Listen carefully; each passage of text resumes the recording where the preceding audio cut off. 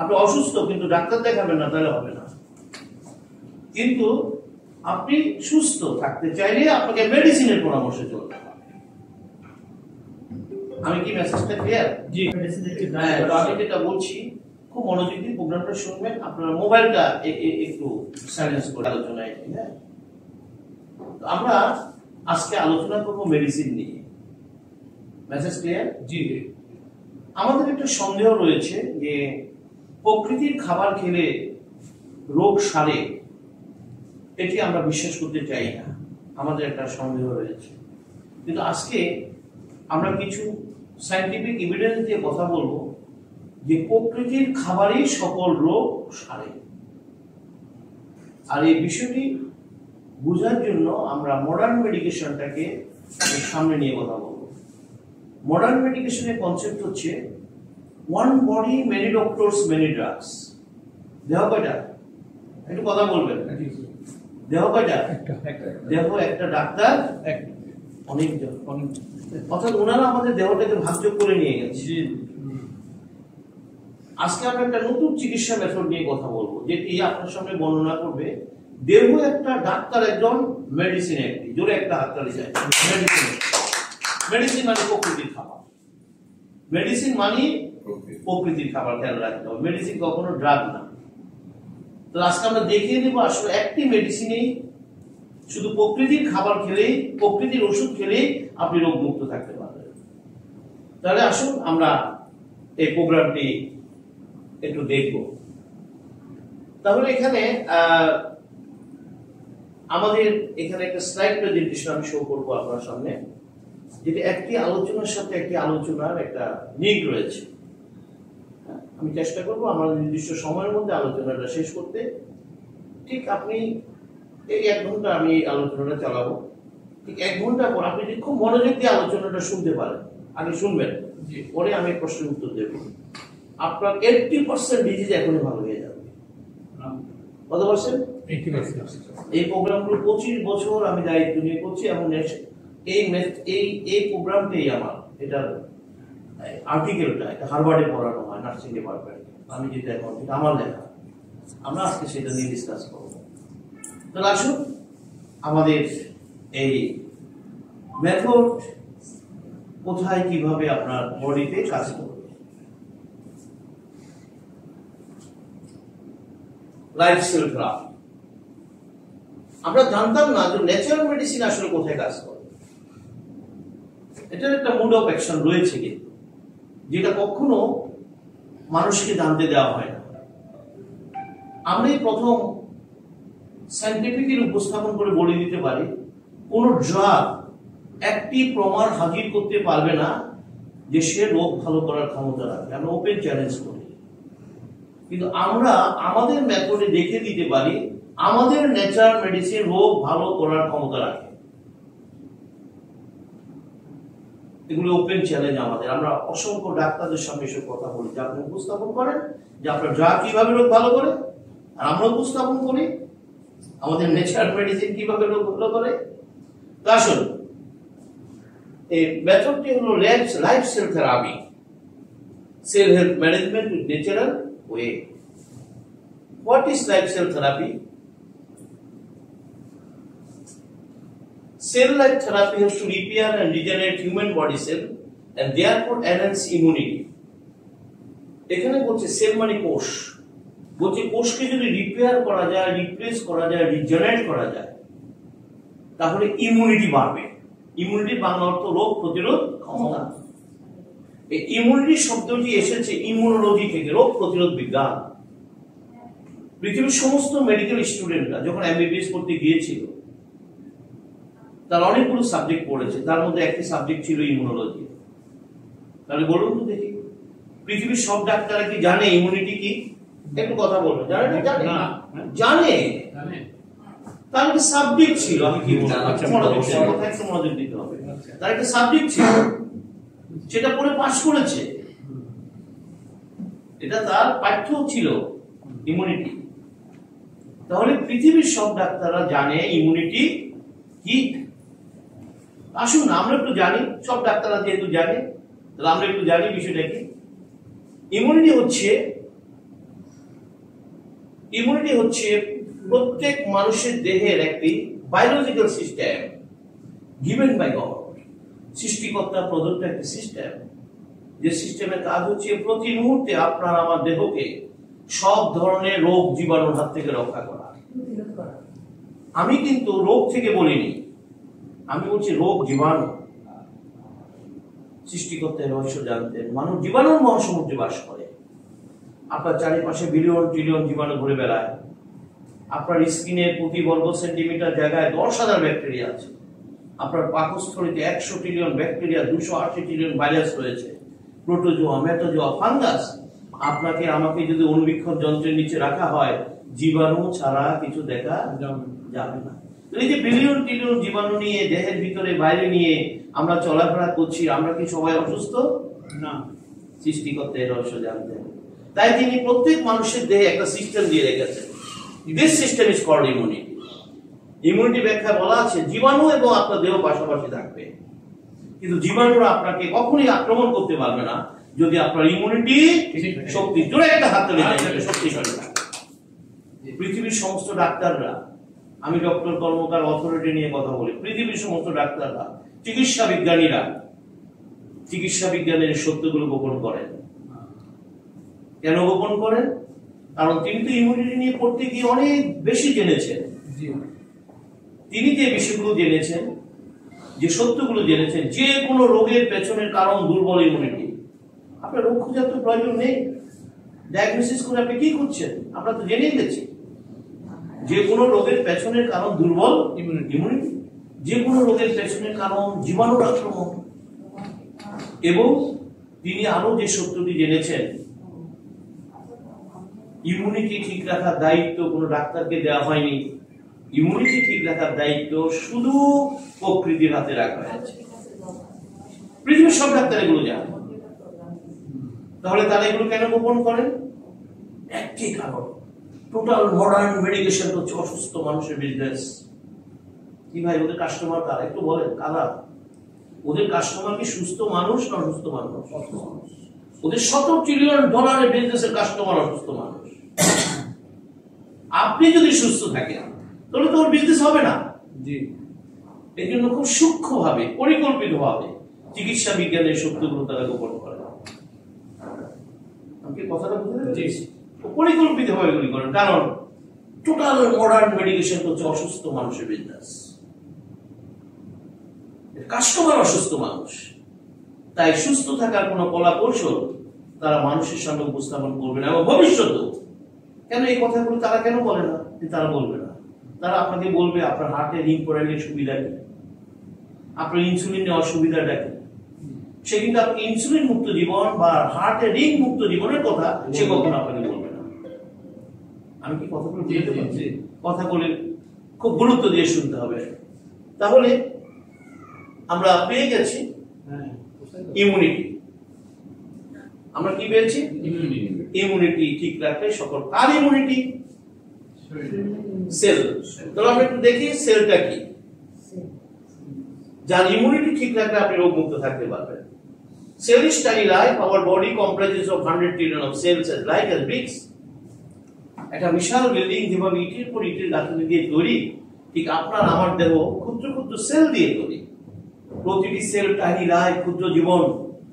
তাহলে আমরা কি বলতে পারি আমাদের দেহটি 100 ট্রিলিয়ন জীবনের একটি ইউনিট?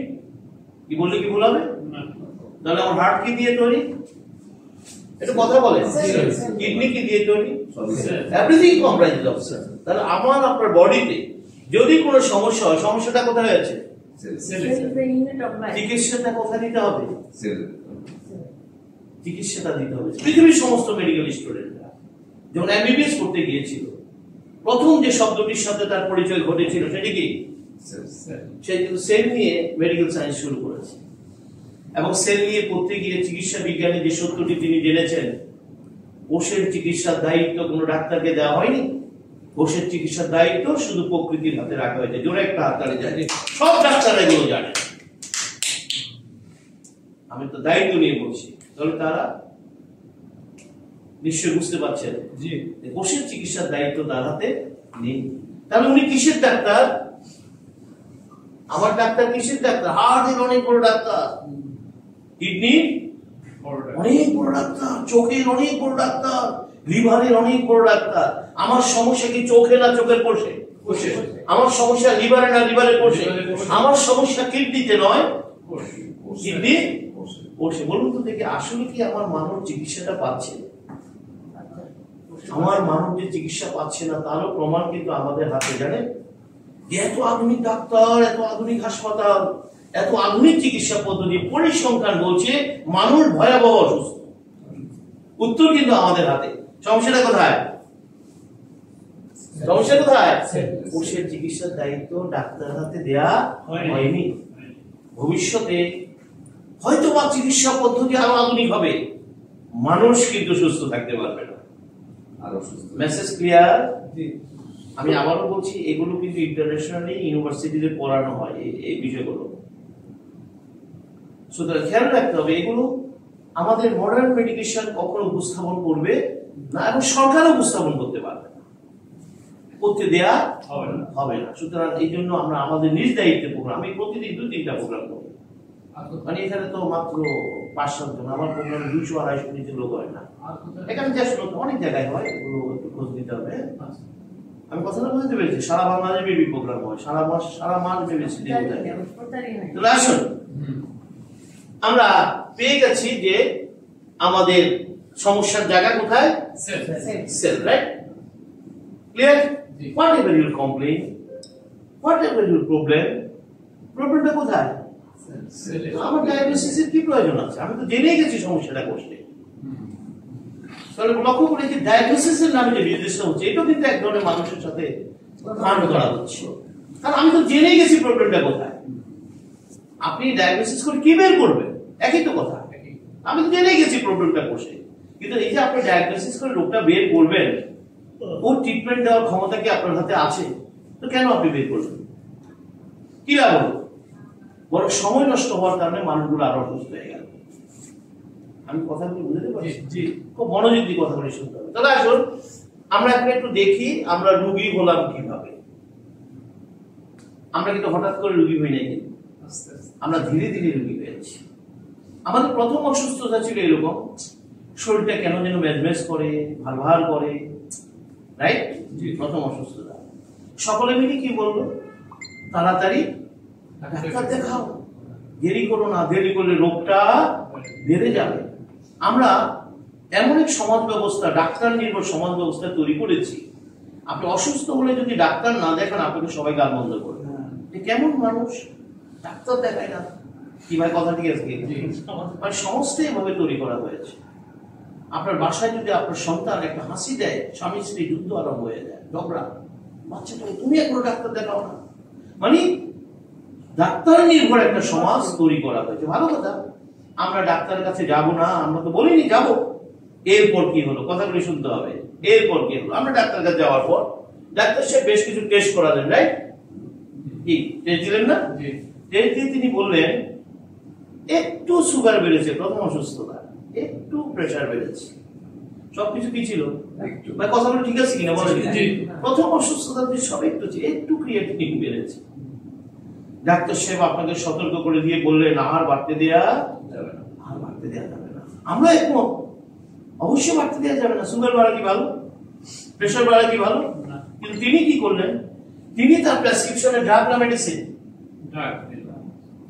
তিনি তার প্রেসক্রিপশনে কিছু ড্রাগ লিখে দিয়ে রোগীকে বললেন আমি আপনাকে কিছু মেডিসিন খেতে দিলাম, সেগুলো চলবে। তাহলে কি লিখে দিলেন তিনি? ড্রাগ না মেডিসিন? ড্রাগে লিখলেন, বলার সময় কি বললেন? আমি আপনাকে কিছু মেডিসিন খেতে দিলাম, সেগুলো চলবে। এই দুটো ভুল ইনফরমেশন আপনাকে রোগীর খাতায় অ্যান্টি দিয়ে দিয়েছে। আপনি তো রোগী ছিলেন নাকি? অ্যান্টি দিয়ে দিয়েছে। তিনি আমাকে ড্রাগ খেতে দিয়েছেন না মেডিসিন খেতে দিয়েছেন? তিনি কিন্তু আমাকে ড্রাগ খেতে দিয়েছেন। তিনি কিন্তু জানেন ও ড্রাগ দিয়ে কখনো প্রবলেম সলভ হয় না। তিনি জানেন। কেন জানেন? কারণ ড্রাগ নিয়ে তিনি যে বইটি পড়েছেন, যে বইটি পৃথিবীর সব ডাক্তাররা পড়েছেন, বইটির নাম ফার্মাকোলজি। সেখানে স্পষ্ট বলা আছে কোনো ড্রাগ 15 দিনের বেশি খাওয়া যাবে না। পৃথিবীর সব ডাক্তার এগুলো জানেন। তবে তিনি লিখে দিলেন চলবে। তাহলে মেডিসিনের নামে ড্রাগস যা খাওয়া উচিত 15 দিন সেটা চলছে। রুগীরা কিন্তু বলছে আমার সকল প্রবলেম সলভ। জানেন কত বড় ডাক্তার আমাদের রুগীরা কিন্তু এভাবে কথা বলে, জানেন অ্যাপয়েন্টমেন্ট পাওয়া যায় না। আমি ওনার সচিব বন্ধুকে দিয়ে ওনার অ্যাপয়েন্টমেন্ট নিয়েছি, ওনার দেওয়া ওষুধ খাওয়ার পর আমি এখন পুরা সুস্থ। এবং এই মেসেজ সে তার বন্ধু বান্ধব আত্মীয় স্বজন সবাইকে দিয়ে বেড়ায়। এই কথা ঠিক আছে কিনা? দিন যত যায় ড্রাগের পরিমাণ বাড়তে থাকে। শুরু করছে 2টা দিয়ে, এখন 14 টাকা। কথাগুলো ঠিক আছে কি? প্রতিটি ঘরের কথাই বলবো। শুরু করছে 2টা দিয়ে, এখন 14 টাকা। আগে এক বেলা খেতে, এখন 3 বেলা খায়। রুগী কিন্তু বলছে আমি ভালো আছি, সে কিন্তু খারাপ নেই। এই যে গত সপ্তাহে ঢাকা গিয়ে আমার বড় প্রফেসর দেখিয়েছিলাম, তো উনি নতুন করে 3টে ওষুধ দিয়েছে, খাওয়ার পর আরো ভালো আছে। মানে আমার রুগীরা কিন্তু কেউ খারাপ নেই। দিন যত যায় ড্রাগের পরিমাণ বাড়তে থাকে। একটা পর্যায়ে ড্রাগ আর কাজ করে না। 15-20 বছর পর যদি ড্রাগ আর কাজ করে না, এগুলি ঘরের কথা। ড্রাগ আর কাজ করে না 15 বছর পরে, তখন আপনার আবার ডাক্তার দেখালেন, ডাক্তার সাহেব আপনাকে ডাক্তার, এবার তিনি টেস্ট করে বলছেন আপনার তো লিভার ড্যামেজ, আপনার তো কিডনি ড্যামেজ, আপনার তো হাই প্রেশার, হাই সুগার। প্রথম দিন কি বলেছিল? 15 বছর পরে তিনি কি বলছেন? আমার নাকি লিভার ড্যামেজ, আমার নাকি কিডনি ড্যামেজ। তাহলে কেন এরকম হলো? কেন রোগী বাঁচতে পারেনি, বুঝতে পারেনি যে তার ভিতরে কি চলছে, এখন আর সে ভালো নেই? সেটার উত্তর কিন্তু আমাদের হাতে। আমরা একটু জানবো যে রোগী কেন বুঝতে পারেনি যে কি হলো তার বডির ভিতরে। আমাদের দেহটা কি দিয়ে তৈরি? সেল দিয়ে তৈরি। আমাদের কোষের একটা ক্যারেক্টার হচ্ছে, কোষ যখন অসুস্থ হয় সে একটা মেসেজ প্রেরণ করে ব্রেইনে। খুব মনোযোগ দিয়ে কথা বলে শুনতে হবে। সে মেসেজ প্রেরণ করে কোথায়? আমাদের কোষের মেইন অভিযোগের নাম পেইন। কি ভাই, রোগীরা কি নিয়ে কথা বলে? সবকিছুতে ব্যথা, সবকিছুতে ব্যথা। এই ব্যথাকে বলে অসুস্থ কোষের কান্না। এভাবে হাসি, কাশি, জ্বর, বমি বমি ভাব, সমস্ত কিছু অসুস্থ কোষের অভিযোগ। আর সে অভিযোগটা কাকে পাঠায়? ব্রেইনে পাঠায়। আপনার ব্রেইনের সাথে আপনার সমস্ত দেহ কোষে নার্ভ ফাইবার দিয়ে কানেক্টেড। এখানে যেরকম প্রতিটি ফ্যান, লাইট, ইলেকট্রিক ওয়্যার দিয়ে কানেক্টেড, ঠিক একই ভাবে আপনার ব্রেইনের সাথে 100 ট্রিলিয়ন কোষের নার্ভ ফাইবার দিয়ে কানেক্টেড। আপনার বডির নার্ভ ফাইবার গুলিকে যদি লম্বা করা হয়, এর দৈর্ঘ্য হবে প্রায় 90,000 কিলোমিটার। এই জন্য তো একটা সুই করতে আমরা কি টের পাচ্ছি? একটা পিঁপড়া কামড় দিলে টের পাচ্ছি। কিভাবে পাচ্ছি? তার সাথে সাথে মেসেজটা সে কোথায় পাঠিয়ে দেয়? ব্রেইনে পাঠিয়ে দেয়। ঠিক একই ভাবে অসুস্থ কোষ তার সংবাদ একই পদ্ধতিতে ব্রেইনে পৌঁছে দেয়। তো আমরা যখন ডাক্তার দেখিয়েছিলাম, ডাক্তারের সাথে কার কথা বলেছি?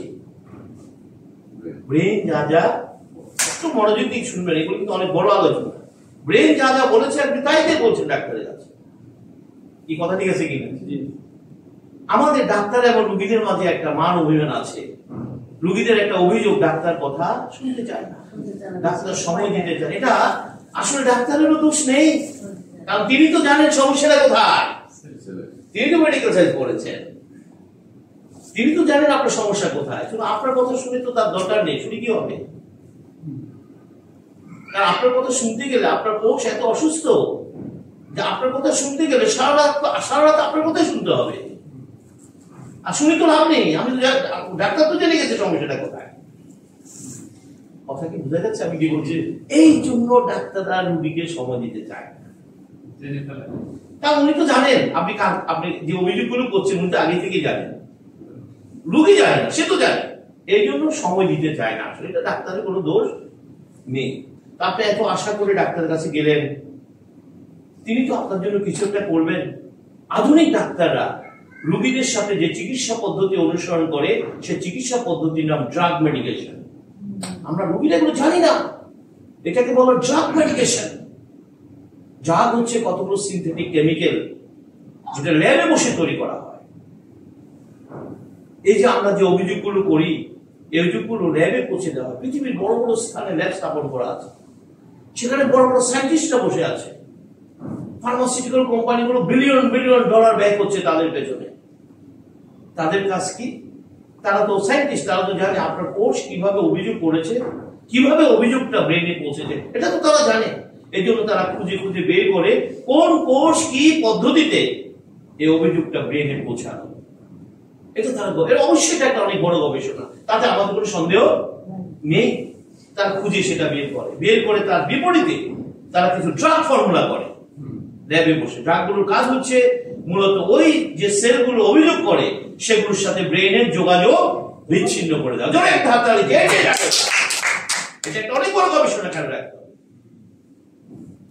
এটা বিষয়টা এরকম, যেমন এই ফ্যানটা আমি চালাবো, ধরো একটা সুইচ, নির্দিষ্ট সুইচ আছে না, আবার ফ্যানটা বন্ধ করবো, একই সুইচ।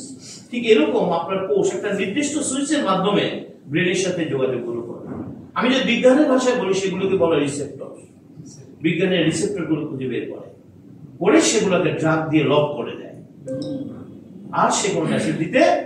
এই জন্য দেখবেন রোগীরা ডাক্তারের ড্রাগ খাওয়ার পর সাথে সাথে বলা, আমার তো ঘুরানিটা কমে গেল, আমার তো গ্যাসটা চলে গেল, আমার তো ব্যথাটা চলে গেল, সমস্ত সিমটম কি হয়ে যায়, অফ হয়ে যায়। কেন অফ হলো?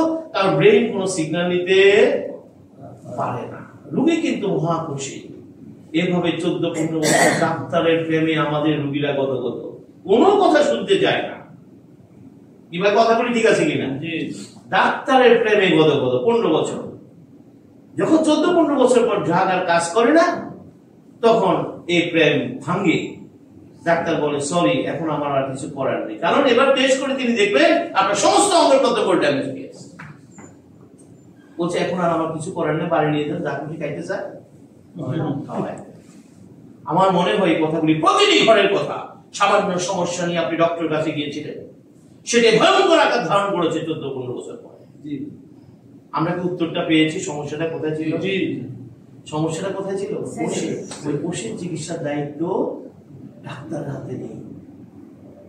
আমি সবসময় একটা কথা বলি আমার সেমিনার গুলোতে, মৃত্যু নিয়ে ভাববেন না, আমাদের সকলের মৃত্যু হবে, এটা নিয়ে ভাবার কি দরকার আছে? মৃত্যু আসলে আপনি ঠেকাতে পারবেন না। আমাকে প্রতিটা মুহূর্তে ভাবতে হবে সুস্থতা নিয়ে, প্রতিটা মুহূর্তে। মরণ আসলে ছেড়ে দিতে হবে জায়গা। সুস্থতার দায়িত্ব নিজের হাতে। সৃষ্টিকর্তা এবং চিকিৎসা বিজ্ঞান কেউই দায়িত্ব ডাক্তার হাতে দেয়নি। জোরে হাতে কেউ দায়িত্ব রাখে, পুরো দায়িত্বটা প্রকৃতির হাতে। আপনি কার কাছে যাচ্ছেন? এই যে এত চমৎকার একটা প্রোগ্রামে আমি রাজীব ভাইয়ের আমন্ত্রণে এখানে এসেছি, এখানে তো লোকারণ্য থাকবে, কিন্তু নেই কেন? দেখেন আপনি এই মুহূর্তে দেখেন ডাক্তার চেম্বার হাজার শত লোক, ঠিক আছে কিনা বলে? মানে কি এটি কি সে কি জেনে শুনে সেখানে গেছে? না জেনে গেছে। সে যদি আমাদের এই প্রোগ্রামে আসতো সে কিন্তু সলিউশনটা পেয়ে যেত। আমি কি কথাটা বুঝতে পারছি বিষয়টা? কিন্তু সে তো জানে না, আমরা ব্যর্থ, আমরা তাদেরকে সঠিকভাবে জানাতে পারি। তাহলে আসুন, আমরা অলরেডি পেয়ে গেছি আমাদের সমস্ত সমস্যার জায়গা কোথায়, অলরেডি পেয়ে গেছি। এত রোগ নিয়ে তো আমার ভাবার দরকার নেই। Whatever you complain into the cell. তাহলে এই সেল কি খালি চোখে দেখা যায়? আসুন, এই দেহটা যে সেল দিয়ে তৈরি, সেল ছাড়া কিছু নেই। আমরা এটি দেখবো, দেখবেন বডি সেল দিয়ে তৈরি। আমরা একটু দেখবো আমাদের দেহটা কিভাবে তৈরি হলো। বাবার একটা স্পার্ম, মায়ের একটা এগ মিলনের ফলে মাতৃজরায়ুতে প্রথম যে কোষটি তৈরি হয়েছিল, ইট ওয়াজ আওয়ার ফার্স্ট সেল। বিজ্ঞানীরা প্রথম সেই কোষটির নাম দিয়েছে জাইগোট। কি নাম দিয়েছে? জাইগোট। পৃথিবীর সকল মানুষ এভাবেই পৃথিবীতে এসেছে, সব মানুষ। তাহলে জাইগোট সৃষ্টির জন্য কি রহস্য কাজ করেছে? এটা হচ্ছে ডিম্বাণু, আর এগুলো হচ্ছে কি স্পার্ম। বলছে মায়ের একটা ডিম্বাণুর সাথে বাবার 100 কোটি স্পার্ম ফাইট করেছে। সেখানে একটি ডিম্বাণুর সাথে একটি স্পার্ম কন্ট্যাক্ট করতে সক্ষম, আউট অফ 100 কোটি স্পার্ম, এবং নতুন যে প্রাণের সঞ্চার হয়। ইট ওয়াজ আওয়ার ফার্স্ট লাইফ। এটি সেই জাইগোট। বিজ্ঞানীরা আধুনিক ইলেকট্রনিক মাইক্রোস্কোপ দিয়ে জাইগোটের একটি ছবি তুলেছে। আপনার আমার 6 দিন বয়সের ছবি তুলে, অরিজিনাল ছবি। এটি 10 লক্ষ গুণ বড় করে দেখানো হয়েছে। আপনার 6 দিনের বয়সের ছবিটা একটু ভালো করে দেখে নেন। তাহলে এই কোষটিতে এখন আমি নাকি একটু কথা বলবেন, এই কোষটি আপনি, এই কোষটি আপনি। তাহলে এখন আপনার উচ্চতা কত? 5 ফিট 5 ইঞ্চি, 6 ইঞ্চি। তাহলে ওনার উচ্চতা কত ছিল? কিছু তো একটা ছিল। বিজ্ঞানের আধুনিক প্রযুক্তি দিয়ে এই কোষটির আয়তন মেপেছে। আয়তন মেপে বলেছে এই কোষটির আয়তন ছিল 0.6 মাইক্রন। What is micron? 1 মিটারের 10 লক্ষ ভাগের 1 ভাগকে বলে 1 মাইক্রন।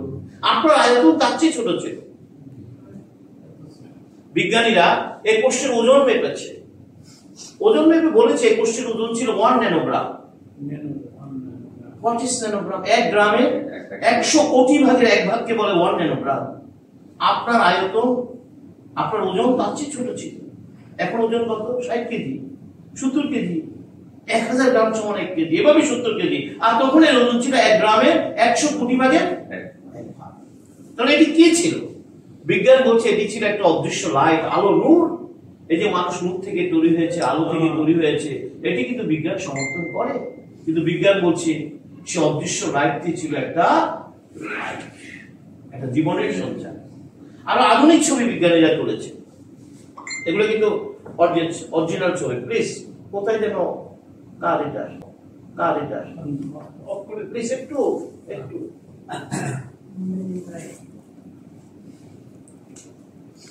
তো যেটা বলছিলাম, এটা আরো আধুনিক ছবি। আমাদের পেছনেরটা হলো মাতৃ জরায়ু, আর এটা হলো 6 days আমরা আয়ু। এগুলো তো অরিজিনাল ছবি। একটু দেখে নেন 6 দিনে কেমন ছিলেন আপনি। বিজ্ঞানীরা লক্ষ্য করলো আপনার 6 days এটি নড়ে চড়ে বসলো এবং ডিভিশন হওয়া শুরু করলো নিয়ম মেপে। 1, 2, 4, 8, 16, 32। যত ডিভিশন হওয়া শুরু করলো ততই ক্ষুদ্র কোষটি আকার আকৃতিতে পরিবর্তন হতে লাগলো। 58 দিনের মাথায় 5 মিলিমিটারের একটি পূর্ণাঙ্গ মানব ভ্রূণে পরিণত হয়ে গেল। এই যে একটি পূর্ণাঙ্গ মানব ভ্রূণে পরিণত হলো, তার সমস্ত অঙ্গ প্রত্যঙ্গ তৈরি হলো। কোথেকে তৈরি হয়েছে? জায়গোট থেকে। বিজ্ঞান বলছে ওই ক্ষুদ্র জায়গোটটির ভিতরে আপনার দেহের সমস্ত অঙ্গ প্রত্যঙ্গের গোপন কোড লুকায়িত ছিল। এটা শুধু ধীরে ধীরে প্রকাশিত হয়ে যাচ্ছে। 2003 সাল পর্যন্ত আমেরিকার নেতৃত্বে এক গ্রুপ বিজ্ঞানী তারা গবেষণা করে এই কোষের জেনেটিক্যাল কোড আবিষ্কার করে, জেনোম যেটাকে বলা হয়। তারা ম্যাপ তৈরি করেছে যে হার্টটা কোথায় ছিল, কিডনিটা কোথায় ছিল, লিভারটা কোথায় ছিল, চোখটা কোথায় ছিল। এটাকে বলে জেনোম বলা হয়। অর্থাৎ আমরা বলছি পুরো আলোচনাটা সায়েন্টিফিক, এখানে কোনো কবিরাতির বিষয় নেই। তাহলে এই যে তো 9 মাস মাতৃ জঠরে থাকবে নাকি, আপনার 9 মাস সে ভূমিষ্ঠ হবে, ধীরে ধীরে তরুণে পরিণত হবে, যুবকে পরিণত হবে, প্রৌঢ়ে পরিণত হবে, বার্ধক্যে পরিণত হবে। এই কোষটির মৃত্যু ঘটবে। তাহলে জন্ম থেকে মৃত্যু পর্যন্ত আপনার আমার দেহে যদি কোনো প্রবলেম হয়, প্রবলেমটি কোথায় হয়েছে? একটু কথা বলেন, জোরে বলেন, কোথায় হয়েছে? আপনি তরুণ সেই কোষ, আপনি বৃদ্ধ সেই কোষ, আপনি শিশু সেই কোষ। তাহলে বিজ্ঞান বলছে আমি যদি জন্ম থেকে মৃত্যু পর্যন্ত একটি কোষের টেক কেয়ার করি, তাহলে কি আমার বডিতে কোনো রোগ থাকবে? থাকবে না। একটি কোষে, কারণ সেই আপনার বৃদ্ধ সে একটি কোষ, আপনি শিশু জন্ম থেকে সে একটি কোষে শুধু রূপান্তর হচ্ছে। তাহলে আমি যদি জন্ম থেকে মৃত্যু পর্যন্ত শুধু কোষের যত্ন নেই, তাহলে আমার বডিতে কোনো রোগ হবে না। বলুন তো দেখি, চিকিৎসা বিজ্ঞানের চমৎকার আবিষ্কার আধুনিক ডাক্তাররা কখনো রোগীদেরকে বলবে না। কেন বলবে না? কারণ তাদের বিজনেসের টার্গেট হচ্ছে কোষের 12টা বাজাও। কোষটাকে যত বেশি ড্যামেজ করা যাবে, কোষটাকে যত বেশি অসুস্থ রাখা যাবে, তাদের বিজনেসের পরিধি এই জন্য তারা ওয়ান স্টপ সলিউশনের কথা তারা কখনো বলবে না। এই কথা আমি শুধু এই ধরনের প্ল্যাটফর্ম বলবে, জোরে একটা হাতে এই ধরনের প্ল্যাটফর্ম ওরা বলবে না। দুটো প্ল্যাটফর্ম আলাদা। দেখেন মানুষ কিন্তু এখানে আসতে চায় না, ওখানে চলে যায়। মানে কি, আমরা তো কোষের কথা বলি, আমরা সুস্থতার কথা বলি। আপনি কিভাবে সুস্থ থাকবেন? তাহলে আসুন, বিজ্ঞান বলছে এই কোষটি 1000 ইয়ার্স পর্যন্ত প্রকৃতিতে সুস্থভাবে বাঁচতে পারে। প্রমাণ আছে। আমাদের অনেক নবীরা 900 950 বছর বেঁচে ছিলেন। বিজ্ঞান বলছে এই দেহ কোষ 1000 ইয়ার্স পর্যন্ত প্রকৃতিতে বাঁচতে পারে। তাহলে যে দেহ 1000 বছর বাঁচতে পারে, সেটি মাত্র 40, 45, 50 বছর যেতে না যেতে হার্ট নাই, কিডনি নাই, লিভার নাই, নাই সব মানুষ অসুস্থ। কি ভাই কথা ঠিক আছে? একটা ঘর খুঁজে পাবেন না আপনি যে ঘরে একজন সুস্থ মানুষ পাওয়া যায়। বিজ্ঞানকে এটা সমর্থন করে? একটু কথা বলবেন। নো, এত তাড়াতাড়ি আপনার হার্ট, কিডনি, লিভার ড্যামেজ হওয়ার কথা না, কিন্তু হয়ে গেছে। কেন হলো? নিশ্চয়ই পেছনে কোনো কারণ আছে। আসল বিজ্ঞান বেশ কিছু কারণের কথা বলেছে, আমরা ছোট্ট করে সে কারণগুলো যে প্রথম কারণ জেনে নেন কেন আপনি এত তাড়াতাড়ি অসুস্থ হলেন। এই যে জায়গাটা তৈরি হলো, কিভাবে তৈরি হলো? শুক্রাণু এবং ডিম্বাণু মিলনের ফলে। শুক্রাণু এবং ডিম্বাণু যখন মিলন ঘটে মাতৃজঠরে, অর্থাৎ মেয়েরা প্রথম যখন কনসিভ করে, আমাদের সমাজে একটা ইমোশন কাজ করে। এখন এই চল তো দেখি ছেলে না মেয়ে হয়েছে, এই খেলা শুরু কিন্তু। এই যে ছেলেটা মেয়ে হয়েছে, এটা কি সে খালি চোখে দেখবে না মেশিন দিয়ে দেখবে? এই মেশিনটার নাম আল্ট্রাসাউন্ড। আল্ট্রাসাউন্ড একটি মেডিকেল ডিভাইস যেটা উচ্চ গতি সম্পন্ন সাউন্ড থ্রো করা হয়। সাউন্ডের একটি ধর্ম হচ্ছে, যারা ফিজিক্স পড়েছেন, কোথাও বাধা পেলে একটি ফেরত আসে। বিজ্ঞানের ফিরে আসা সাউন্ডটিকে ইলেকট্রিক সিগন্যালে কনভার্ট করে ছবি তুলে দেয়। সাউন্ড দিয়ে ছবি তোলার এই প্রযুক্তিটা আবিষ্কার হয়েছিল সমুদ্রের অভ্যন্তরে, ভূপৃষ্ঠের অভ্যন্তরে গবেষণা চালানোর জন্য। তারা এটা কিন্তু প্যাট দেখার জন্য আবিষ্কার হয়নি। এটা চিকিৎসা ব্যবসায়ীদের কুচিন্তা থেকে এসেছে। তারা দেখেছে যে এটি দিয়ে যদি সমুদ্রের অভ্যন্তর দেখা যায়, প্যাটও তো দেখা যেতে পারে, তাই তার মেডিকেল ভার্সন তারা বানিয়ে ফেলে। কিন্তু চিকিৎসা বিজ্ঞান বলছে আল্ট্রাসাউন্ড করানো যাবে না। চিকিৎসা বিজ্ঞান বলছে কথায় কথায় সিটি স্ক্যান, এমআরআই, এগুলো চিকিৎসা বিজ্ঞান অনুমোদন করে না। আমি ডক্টর কর্মকার দায়িত্ব নিয়ে বলছি, এক্সেপশন ভিন্ন কথা, বলছে না এগুলি কথায় কথায় করানো যাবে না। আমাদের আলোচনায় কিন্তু দুটো শব্দ এসেছে, একটা চিকিৎসা বিজ্ঞান, একটা চিকিৎসা ব্যবসা। আমরা যদি সঠিক চিকিৎসা বিজ্ঞানের অনুশীলন করতাম, আমাদের কিন্তু এত রোগ হতো না। আমরা মূলত চিকিৎসা ব্যবসা শিখে হয়ে গেছি। চিকিৎসা বিজ্ঞান যেটা অনুমোদন করে না, চিকিৎসা ব্যবসায়ীরা সেটা করে বসে আছে। আমি কি কথাগুলি বুঝাতে পেরেছি? জি। তাদের ব্যবসার জন্য তারা সেটা করে বসে আছে। বিজ্ঞান বলছে না এগুলি করানো যাবে না, কথা কথা আমরা কি সেটা মানিয়ে নিও? বল উল্টো, যদি কোনো ডাক্তার আপনাকে বেশ কিছু টেস্ট না দেয়, সিটি স্ক্যান, এমআরআই না দেয়, আপনি ডাক্তার কাছে যাবেন না। আপনি বলবো ডাক্তার তো জানেন না রোগ কিভাবে বের করতে হয়। আমি কথাটা খুব বুঝাতে পারছি আপনাদের? অর্থাৎ এই ধরনের একটা প্রবলেম আমাদের তৈরি হয়ে গেছে। অর্থাৎ রোগীরাও জানে না যে আসলে এগুলো আদৌ প্রয়োজন হয়। এই জন্য ডক্টর তার ব্যবসা ঠিক রাখার জন্য সেও কিন্তু টেস্ট ঠিক রাখে। Message clear? তাহলে আসলে কেন নিষেধ করা হলো যে এখানে আল্ট্রাসাউন্ড করাবেন না, আমরা সেটা একটু জানি। বলছে এই যে জায়গাটা কিভাবে তৈরি হলো, শুক্রাণু এবং ডিম্বাণু মিলনের ফলে। মাতৃজঠরে যখন শুক্রাণু এবং ডিম্বাণু মিলন ঘটেছে, সেখানে একটা কেমিক্যাল বিক্রিয়া শুরু হয়। ওই যে কেমিক্যাল বিক্রিয়া শুরু হয়েছে, এখনো চলমান। আপনারা কি একটু সাউন্ডটা কি বন্ধ করতে পারছেন না? এই যে একটা কেমিক্যাল বিক্রিয়া শুরু হলো, সেই বিক্রিয়া এখনো চলমান আছে, আর এর সমাপ্তি ঘটবে মৃত্যুতে। জোরে একটা হাতের চাইবে। দাদা এই ছোট্ট আলোচনা থেকে আমরা, এগুলো কিন্তু অনেক উচ্চ মার্কের সায়েন্স কিন্তু ধ্যান রাখতে হবে। তাহলে ছোট্ট আলোচনা থেকে আমরা এটা কি বলতে পারি যে ওকে একটি কেমিক্যাল হাউস? ইয়েস, একটি কেমিক্যাল হাউস। বিজ্ঞান বলছে এই দেহে প্রতি সেকেন্ডে 37,000 বিলিয়ন কেমিক্যাল রিঅ্যাকশন সংঘটিত হয় পার সেকেন্ড। এই যে আমি কথা বলছি, আপনি শুনছেন, আপনার হার্ট, কিডনি, লিভার, ব্রেইন সব কাজ করছি না বলেন? জি। প্রতিটি কাজের পেছনে রয়েছে বিলিয়ন বিলিয়ন কেমিক্যাল রিঅ্যাকশন। তাহলে আজকে ডিজিজের একটা নতুন ডেফিনিশন কিন্তু আমরা জানবো এই পদ্ধতিতে। ডিজিজ হচ্ছে ডিসঅর্ডার অফ কেমিক্যাল রিঅ্যাকশন। এই যে হঠাৎ করে হাসি, কাশি, জ্বর, বমি বমি ভাব, ব্যথা, মানে কি? মানে হঠাৎ করে আপনার কেমিক্যাল রিঅ্যাকশনটা কি হয়ে গেছে? ডিসঅর্ডার। হিলিং হচ্ছে অর্ডার অফ কেমিক্যাল রিঅ্যাকশন। বিজ্ঞান বলছে আপনার আমার দেহের 99% কেমিক্যাল ডিসঅর্ডার নিজে নিজে ঠিক হয়ে যায়। জোরে একটা হাত আছে, নিজে নিজে ঠিক হয়ে যায়। 99%, 1% কেমিক্যাল ডিসঅর্ডার, যেটার নাম ক্যান্সার। আপনার বডির ভয়াবহ কেমিক্যাল ডিজঅর্ডার রোগটির নাম হচ্ছে ক্যান্সার, যেটি হলে আপনারা রেহাই নেই। তাহলে কি দাঁড়ালো? 99% কেমিক্যাল ডিজঅর্ডার নিজে নিজে ঠিক হয়ে যায়। কিন্তু হঠাৎ করে যে আমি অসুস্থ হয়ে পড়লাম, আমি সুস্থতা ফিরে পাওয়ার জন্য কার কাছে গেলাম? ডাক্তার। সিঙ্গাপুর চলে গেলাম, ব্যাংকক চলে গেলাম, ঢাকা মেডিকেলে চলে গেলাম, বড় বড় প্রফেসর কাছে চলে গেলাম। সেখানে যাওয়ার পর আমার রোগটিও ভালো হয়ে গেছে, এটাও সত্য। কিন্তু আজকের এই আলোচনা আমরা দেখেছি রোগটি কিন্তু ডাক্তার ভালো করেনি। জোরে একটা হাতে, রোগটি কিন্তু ডাক্তার ভালো করেনি, রোগটি কিন্তু নিজে নিজে ভালো হয়ে গেছে। আপনি ডাক্তারকে জিজ্ঞেস করেন, আমাকে নয়, ডাক্তারকে জিজ্ঞেস করেন, ডাক্তার সাহেব আমার রোগটি ভালো হলো কিভাবে? তিনি বলবেন আই ডোন্ট নো, আমি জানি না। আমি তো আপনাকে প্যারাসিটামল খেতে দিয়েছি, আমি তো আপনাকে সেক্লো খেতে দিয়েছি, আমি তো আপনাকে অ্যান্টিবায়োটিক খেতে দিয়েছি, যেগুলি ড্রাগ না মেডিসিন। তো ড্রাগের কাজ কি? ড্রাগের কাজ হচ্ছে ব্রেনের সাথে যোগাযোগ। তো এটা রোগ ভালো হলো কিভাবে? আপনার ডাক্তারকে জিজ্ঞেস করেন, সে কিন্তু সততার সাথে বলবে। দেন বড় বড় ডাক্তাররা বলো সরি ভাই আমি কিছু করিনি।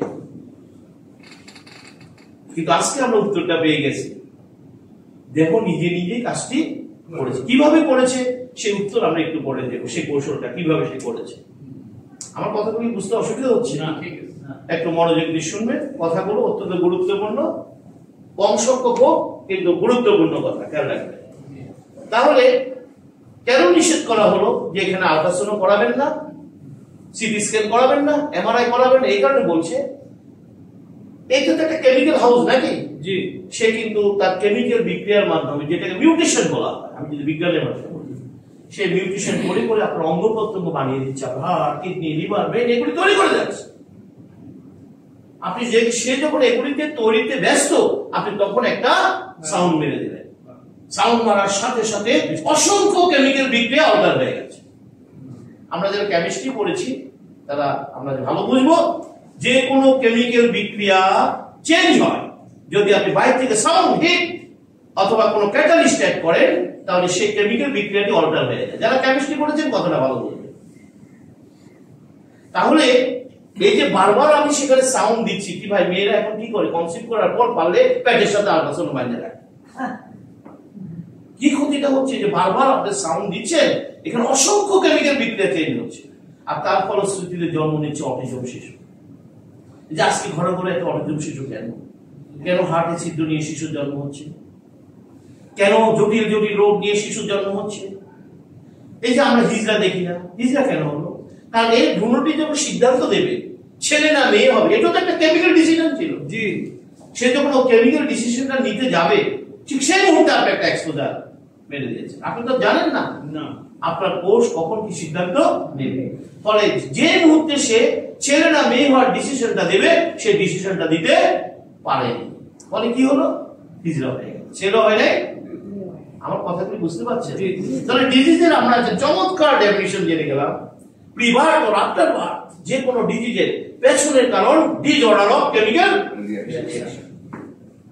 Message clear? তাহলে আসেন না, আপনি যখন অসুস্থ হয়ে ডাক্তার কাছে যাচ্ছেন, ডাক্তার সাহেব আপনাকে কিছু টেস্ট করালেন, প্যাথোলজিক্যাল টেস্ট করালেন, তিনি সিটি স্ক্যান করালেন, এমআরআই করালেন। আসলে এমআরআই, সিটি স্ক্যান বা কোনো ল্যাব টেস্ট আসলে এগুলো কি? আসলে এগুলি কিছুই না। তিনি খুঁজে বের করেন একটা নরমাল সেলের সাথে একটা অ্যাবনর্মাল সেলের ডিফারেন্সটা তিনি খুঁজে বের করেন। তিনি সবচেয়ে বড় ডাক্তার, পণ্ডিত ডাক্তার, যিনি এই ডিফারেন্সটা ভালো বুঝেন। একটা অসুস্থ সেলের এক ধরনের অ্যানাটমি ফিজিওলজি হবে, অসুস্থ আর সুস্থ সেলের এক ধরনের হবে। এই ডিফারেন্সটা যে ডাক্তার ভালো বুঝেন তিনি হচ্ছেন বড় ডাক্তার। তিনি অনেক বেশি পড়ালেখা করেছেন। তো এটা কি খালি চোখে দেখবেন এই ডিফারেন্সটা? না।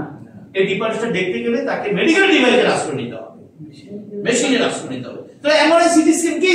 MRI, CT scan nothing. এগুলো আপনার কোষকে অনেক এনলার্জ করে দেখায়, আর ডাক্তার একদম নেক আইতে দেখতে পায় আপনার কোষের অসুস্থতা কোথায় রয়েছে। আমি কথাটা বুঝাতে পেরেছি? জি। নাথিং, সিটি স্ক্যান, এমআরআই কিছু না। যে কোনো প্যাথোলজিক্যাল টেস্ট সুস্থ বডির সাথে অসুস্থ বডির ডিফারেন্সটা সে বুঝে দেখে, এবং তিনি ভালো ডাক্তার, তিনি এই ডিফারেন্সটা ভালো বোঝেন। আচ্ছা, ভালো কথা, তিনি খুব সুন্দর করে মেশিন দিয়ে তিনি আমার প্রবলেমটা ধরে ফেলেন, আচ্ছা এবার সমাধানটা কি হবে? তিনি কি দিবেন, ড্রাগ না মেডিসিন? লাভ হলো কি? আবার সৃষ্টি কি লাভ হলো বলুন তো দেখি? এই যে এত কিছু করানোর পর দেওয়ার সময় তিনি কি দিলেন? ড্রাগ দিয়ে কি করেছেন? ওই অসুস্থ কোষগুলোর কানেকশন ব্রেনের সাথে বিচ্ছিন্ন করে দিয়েছে। তো আগে দিলেন না কেন? আগে দিলেই তো হতো। আপনি কি বুঝতে পারছেন মানুষগুলো কি ভয়াবহ বিপদে আছে? শুরু থেকে কি ভয়াবহ বিপদের মধ্যে আছে, খেয়াল করেছেন? তাহলে আমি কিন্তু আমার এই জায়গা থেকে আমি চেষ্টা চালিয়ে যাচ্ছি। আমি প্রচুর প্রোগ্রাম করি। আপনি যদি আমার ওয়েবসাইটে যান, আপনি যদি আমার ফেসবুকে যান, দেখবেন সেখানে ফেসবুকে আমার প্রতিদিন 6-7 লোক পিপল আমার এগুলো ভিজিট করে, আমার লেখাগুলি পড়ে। সাংঘাতিক ইনফরমেশন, কথাটা বলছেন? আমার শুধু আমার কাজে এগুলো ইনফরমেশনটা ঠিক আছে। এবং আপনি যদি আমার সম্পর্কে বিস্তারিত জানতে চান, just you go to Google, গিয়ে শুধু আমার নাম লিখবেন, গুগল বিস্তারিত তথ্য আপনাকে দেবে। তো আসুন আমরা বুঝে গেছি আমাদের সমস্যাটা কোথায়। কোষে। বুঝতে পারছেন কি? আমরা কেউ ডাক্তার না, এক্সপার্ট না, কিন্তু আমরা জেনে গেছি সমস্যাটা কোথায়। সেলে ডাক্তার এক্সপার্ট, সেও তো জানে সমস্যাটা কোথায়। কি কথা ঠিক আছে কিনা বলেন? না কোনো ডিফারেন্স আছে? আমি ডাক্তার না, কিন্তু আমি জানি সমস্যাটা কোথায়। সে ডাক্তার, সেও তো জানে সমস্যাটা কোথায়। তো এই কোষের ট্রিটমেন্ট কে দিবে, ডাক্তার না নেচার? দূরে একটা হাত তাড়িয়ে যায়, তার তো দরকার নেই। কারণ সে সমস্যাটা মেশিন দিয়ে খুঁজে বের করলো, সে কিন্তু চিকিৎসা দেওয়ার ক্ষমতা।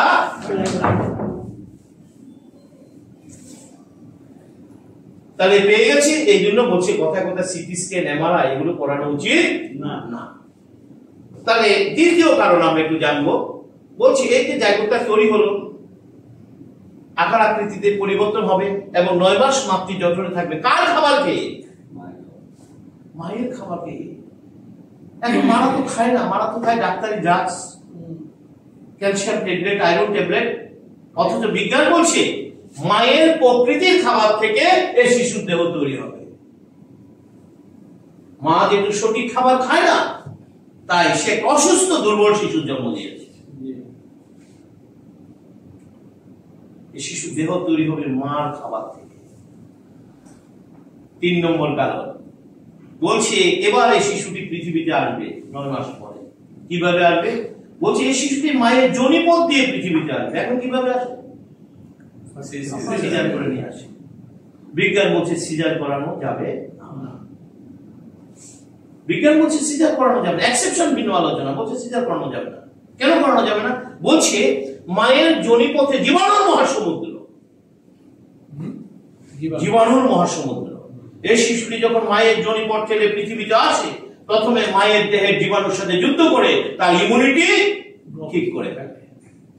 এই জন্য দেখবেন সিজারিয়ান বাচ্চারা প্রায় অসুস্থ থাকে। কারণ কি? কারণ সে তো মায়ের দেহের জীবাণুর সাথে যুদ্ধ করেনি।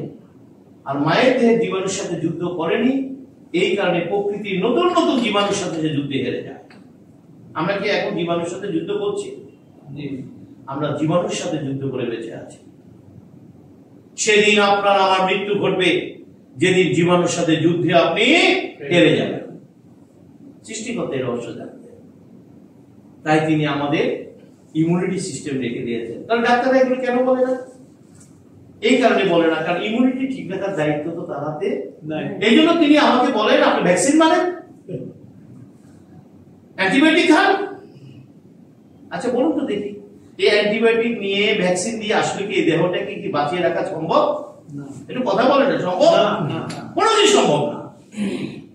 কিন্তু সে তো ইমিউনিটির কথা বলবে না, কারণ বলবে যে তার ভ্যাকসিন বিজনেস।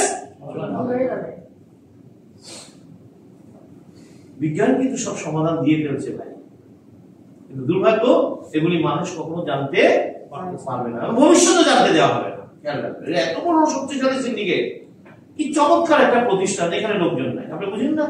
হাসপাতালে দেখেন লাইন ধরে বসে আছে। না প্রচার কেন থাকবে? হাসপাতাল প্রচার করে, খুঁজে যাবে কেন প্রচার করবে? আসুন আমরা আলোচনাটা একটু শেষ করবো। আমি বুঝাতে পারছি তো, আপনি ডাক্তার খুঁজে বের করছেন, আপনি কেন এত সুন্দর একটা প্রতিষ্ঠান, আপনি নাকি প্রচার লাগবে কেন? তাই না? মানে আপনার তো নেচার যেখানে আছে আপনি নিজে খুঁজে বের করবেন যে কোথায় নেচার আছে। আসুন আমরা পেয়ে গেছি চতুর্থ কারণ, বলছে এই শিশুটির জন্মের 6 মাস মাতৃদুগ্ধ পান করবে। কার দুগ্ধ খায়? সঠিক দুগ্ধ। তাহলে বলুন তো দেখি, মায়ের দুগ্ধ আর পটের দুধ কি এক? ফলে সে শিশু সেখানে তার দেহ তৈরি করতে পারেনি। পঞ্চম কারণ বলছে এবার শিশুটি যখন স্বাভাবিক খাবারে আসে 6 মাস পর, তার মুখে তুলে দেওয়া লজেন্স, চিপস, ড্রিঙ্কস চলতে থাকে। এবার 40-45 বছর পর্যন্ত এমন কোন কুখাদ্য নাই সে খাইয়া শেষ করে নাই। কুখাদ্যের তালিকা কিন্তু আমাদের হাতে আছে। CFC, KFC, DFC, Chinese, 10 KG মিষ্টি, 10 কেজি মাংস। আমরা ইয়ার বসে এগুলি বলি, কি বলেন? আমি এক বছর 2-3 কেজি মাংস খেয়ে ফেলেছি। আপনি এক প্যাক খাইতে পারেন, আমি পুরো ড্রাম সব খেয়ে ফেলেছি। ইয়াং বয়সে এগুলি বলে কিনা বলেন? 10 কেজি 10 প্যাকেট 20 প্যাকেট সিগারেট আমি খেয়ে ফেলেছি। এই অত্যাচার গুলো চলেছে 40-45 বছর পর। তার দেহ অভিযোগ করছে, শরীরটা কেন যেন বেশ করে, কেন যেন ভার করে। সকলে মিলে কি বললো? তাড়াতাড়ি ডাক্তার দেখাও, দেরি করো না, দেরি করলে রোগটা বেড়ে যাবে। ডাক্তার কি করলেন? টেস্ট করে কি বললেন? একটু। ডাক্তার কি বললেন? একটু। প্রথম কিন্তু একটু বলেছেন, তারপর কি ধরা দিলেন? ড্রাগটা বেড়েছে। তিনি কতগুলো ড্রাগ ধরা দিলেন, আর ড্রাগ গুলো ব্রেনের সাথে সমস্ত যোগাযোগ বিচ্ছিন্ন করে দেয়। রুগী তো মহাপুরী। এবার ডবল ড্যামেজ চলছে, খাবারের একটা ড্যামেজ চলছে এবং ড্রাগসের একটা ড্যামেজ চলছে, ডবল ড্যামেজ বডিতে চলছে। আমি কি বুঝতে পারছি বিষয়টা? এখন সে খাবারের যে ড্যামেজ এটা বুঝতে পারে না, কারণ ড্রাগ দিয়ে সব কি করেছে? অবচেতন হয়ে গেছে, সব বন্ধ করে দেওয়া হয়েছে। এইভাবে চলতে থাকে। 14-15 বছর চলার পরে আমরা এভাবে একটা ড্যামেজের শিকার হয়ে যায়। তাহলে আমরা এতক্ষণ আলোচনায় আমরা যখন ডাক্তারের কাছে যাবো চিন্তা করি, আমরা বলি কত টাকা লাগে বলা তো যায় না, একটু বেশি করে নিয়ে আনে সাথে, বলো কিনা বলেন? জি। কত সময় লাগে বলা তো যায় না, একটু হাতে সময় বেশি নিয়ে আনে। টাকাও বেশি নেই, সময়ও বেশি নিয়ে আনে। আপনি যখন ডাক্তারের চেম্বারে বসে আছেন, আপনি কিন্তু ডাক্তারের চেম্বারে যখন বসে আছেন, আপনি কিন্তু ওয়াশরুমেও যাচ্ছেন না ভয়ে, যদি সিরিয়াল কিছু ভাই, কথা ঠিক আছে? জি। আপনি নামাজ পড়তে যাচ্ছেন না, নামাজ কাজা হোক, 100% পরে পড়বো, ডাক্তার কাজা করা যাবে না। কেন রে ভাই? আপনি এইসব প্রোগ্রামে আসার সময় আপনি দুনিয়ার মাথার মধ্যে সব চিন্তা ভাবনা নিয়ে আসেন। আমার মনে হয় আমরা যে প্রত্যেকে যদি দৃষ্টিভঙ্গি পরিবর্তন করি, আমরা কিন্তু একটা সুস্থ জাতিতে পরিণত হতে পারি। আপনি সেখানে যদি এই গুরুত্বটা থাকতে পারে, কেন এইসব প্রোগ্রামে নয়? কেন আপনি 10 জন লোককে প্রোগ্রামের কথা বলছেন না? আমি তো মনে করি এটা একটা সামাজিক দায়িত্ব আপনার। অবশ্যই। কেন সামাজিক দায়িত্ব? কারণ এই মানুষগুলোকে উদ্ধার করার জন্য কেউ এগিয়ে আসবে না, তাদের পাশে কেউ নেই। কিন্তু আপনার একটি কথায় সে যদি একটা সেমিনার শুনে, সে যদি তার নিজের সুস্থতা ফেরাতে পারে, এটা কি আপনার জন্য একটা বড় দায়িত্ব নয়? কি কথা ঠিক আছে কি? কারণ মানুষ সবচেয়ে বেশি ভালোবাসে কাকে? নিজের দেহকে ভালোবাসে। এর চেয়ে বড় ভালোবাসা আর কিছু হতে, তার যত গুরুত্বপূর্ণ কাজ থাকুক, আমার মনে হয় কোনো গুরুত্বপূর্ণ কাজ আর বেশি নেই। কি কথা ঠিক আছে কি? জি। তাহলে আসুন আমরা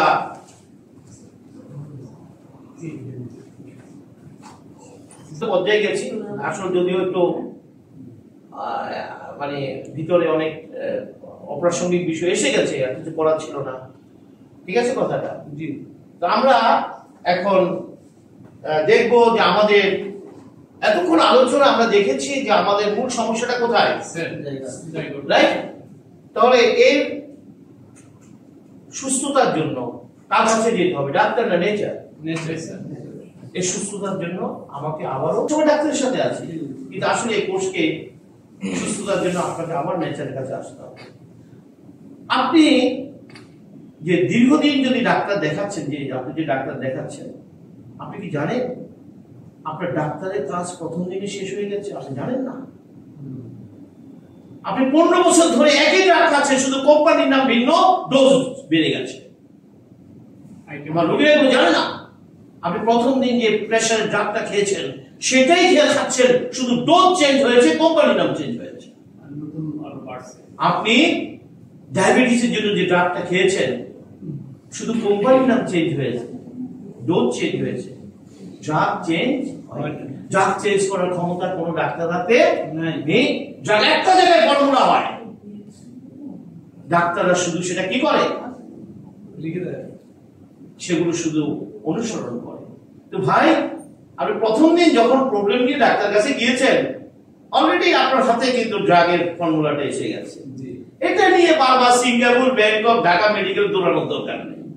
এই কথাগুলো তো মানুষ যায় না যে 15 বছর সে একই ড্রাগ খাচ্ছে। আমি দায়িত্ব নিয়ে বলছি, আপনার হাতে যদি 5টা প্রেসক্রিপশন থাকে, আপনি গুগলে গিয়ে মিলেই দেখেন সব ড্রাগ এক। তাহলে আমার আর ডাক্তারের কাছে কি যাওয়ার দরকার? কোনো দরকার নেই। ড্রাগ খান, এবার দেহটাকে প্রকৃতির হাতে ছেড়ে দিচ্ছে। আসুন আমরা দেহটাকে প্রকৃতির হাতে ছাড়বো। আমরা পেয়েছি আমাদের কোষকে অসুস্থ, রাইট? জি। তাহলে এই কোষ সুস্থ থাকে, বেঁচে থাকে দুটো জিনিস নিয়ে। কয়টা? দুটো। একটা অক্সিজেন আর একটা হচ্ছে পুষ্টি। স্পেসিফিক কথাগুলি শুনে রাখে। এই কোষ কখনো ডাক্তার চিনে না, সে কোনো হাসপাতাল চিনে না, সে কোনো ড্রাগ চিনে না। সে শুধু দুটো জিনিসকে চিনে। একটা কি? অক্সিজেন। আর একটা কি? পুষ্টি। খুব মনোযোগ দিয়ে কথা। এই দেখেন আমাদের মেইন জায়গাটা আমরা ঢুকে যাচ্ছি। আমরা একটু অক্সিজেন নিয়ে কথা বলবো। প্রতিটি জীবিত সুস্থ মানুষ, মানে সুস্থকে জীবিতকে কোষ, রাইট? প্রতিটি জীবিত মানুষ প্রতি মিনিটে 18 থেকে 20 বার শ্বাস গ্রহণের মাধ্যমে 11,000 লিটার বাতাস নেয়। কত লিটার? 11,000। মাথায় ঢুকে রাখেন। আপনি যে টুক টুক টুক করে 11,000 লিটার বাতাস খাচ্ছেন। বাতাসে কি ছিল? শুধু কি অক্সিজেন? অক্সিজেন ছিল না, অনেক কিছু ছিল। এই বিশ্ব বাতাস যখন আপনার নাক মুখ দিয়ে লাঙে এসেছে, লাং কি দিয়ে তৈরি? সেল দিয়ে তৈরি। লাঙের কোষগুলোকে বলে অ্যালভিওলি সেল। লাং সেল কি করেছে? ওই 11,000 লিটার বাতাস থেকে 550 লিটার অক্সিজেন ধরে ফেলেছে। সকলে একটা শ্বাস নেন। এই যে শ্বাস নিলেন, অক্সিজেনটা রেখে এভাবে ঢুকেছে 11,000 litre, 550 litre lung cell oxygen ধরে বাকিটা ছেড়ে দিয়েছে। আমরা সবসময় কাজগুলো করি কিন্তু আমরা জানি না, খামাখাই করি না। আসলে বিষয়টা তার লাংসের অক্সিজেনটা ধরে কি করলো? সে সারা শরীরে ছড়িয়ে দিল। সারা শরীরে ছড়িয়ে দিল। কিভাবে ছড়িয়ে দিল? আপনার সারা শরীরে রক্ত সঞ্চালন প্রক্রিয়া রয়েছে। এই রক্ত সঞ্চালন লাইনের উৎপত্তি হার্ট থেকে উঠে এটা সারা শরীরে রক্তের জালের মতো মিশ্রিত হয়ে আবার হার্টে ফিরে এসেছে। এই পুরো রক্ত সঞ্চালন লাইনকে যদি লম্বা করা হয়, দৈর্ঘ্য হবে প্রায় 1.5 লাখ কিলোমিটার। আপনার দেহের ভিতরে রক্ত সঞ্চালন লাইন আছে কত কিলোমিটার? 1.5 লক্ষ কিলোমিটার। তাহলে সে রক্ত সঞ্চালন লাইন কি আমার লাংয়ের উপর দিয়ে গিয়েছে না? জি। ব্রেনের উপর দিয়ে সব জায়গায় গিয়েছে। লাংসে কি করেছে জানেন? বাতাস থেকে অক্সিজেনটা ধরে সাথে সাথে তার পার্শ্ববর্তী রক্ত সঞ্চালন লাইনে অক্সিজেনটা পাস করে দেয়। সকলে একটা শ্বাস নেন। কি হয়েছে ভাবুন তো দেখি। অক্সিজেনটা ধরে সাথে সাথে ব্লাডে পাস করে দিয়েছে, অর্থাৎ অক্সিজেনটা ব্লাডে চলে গেছে।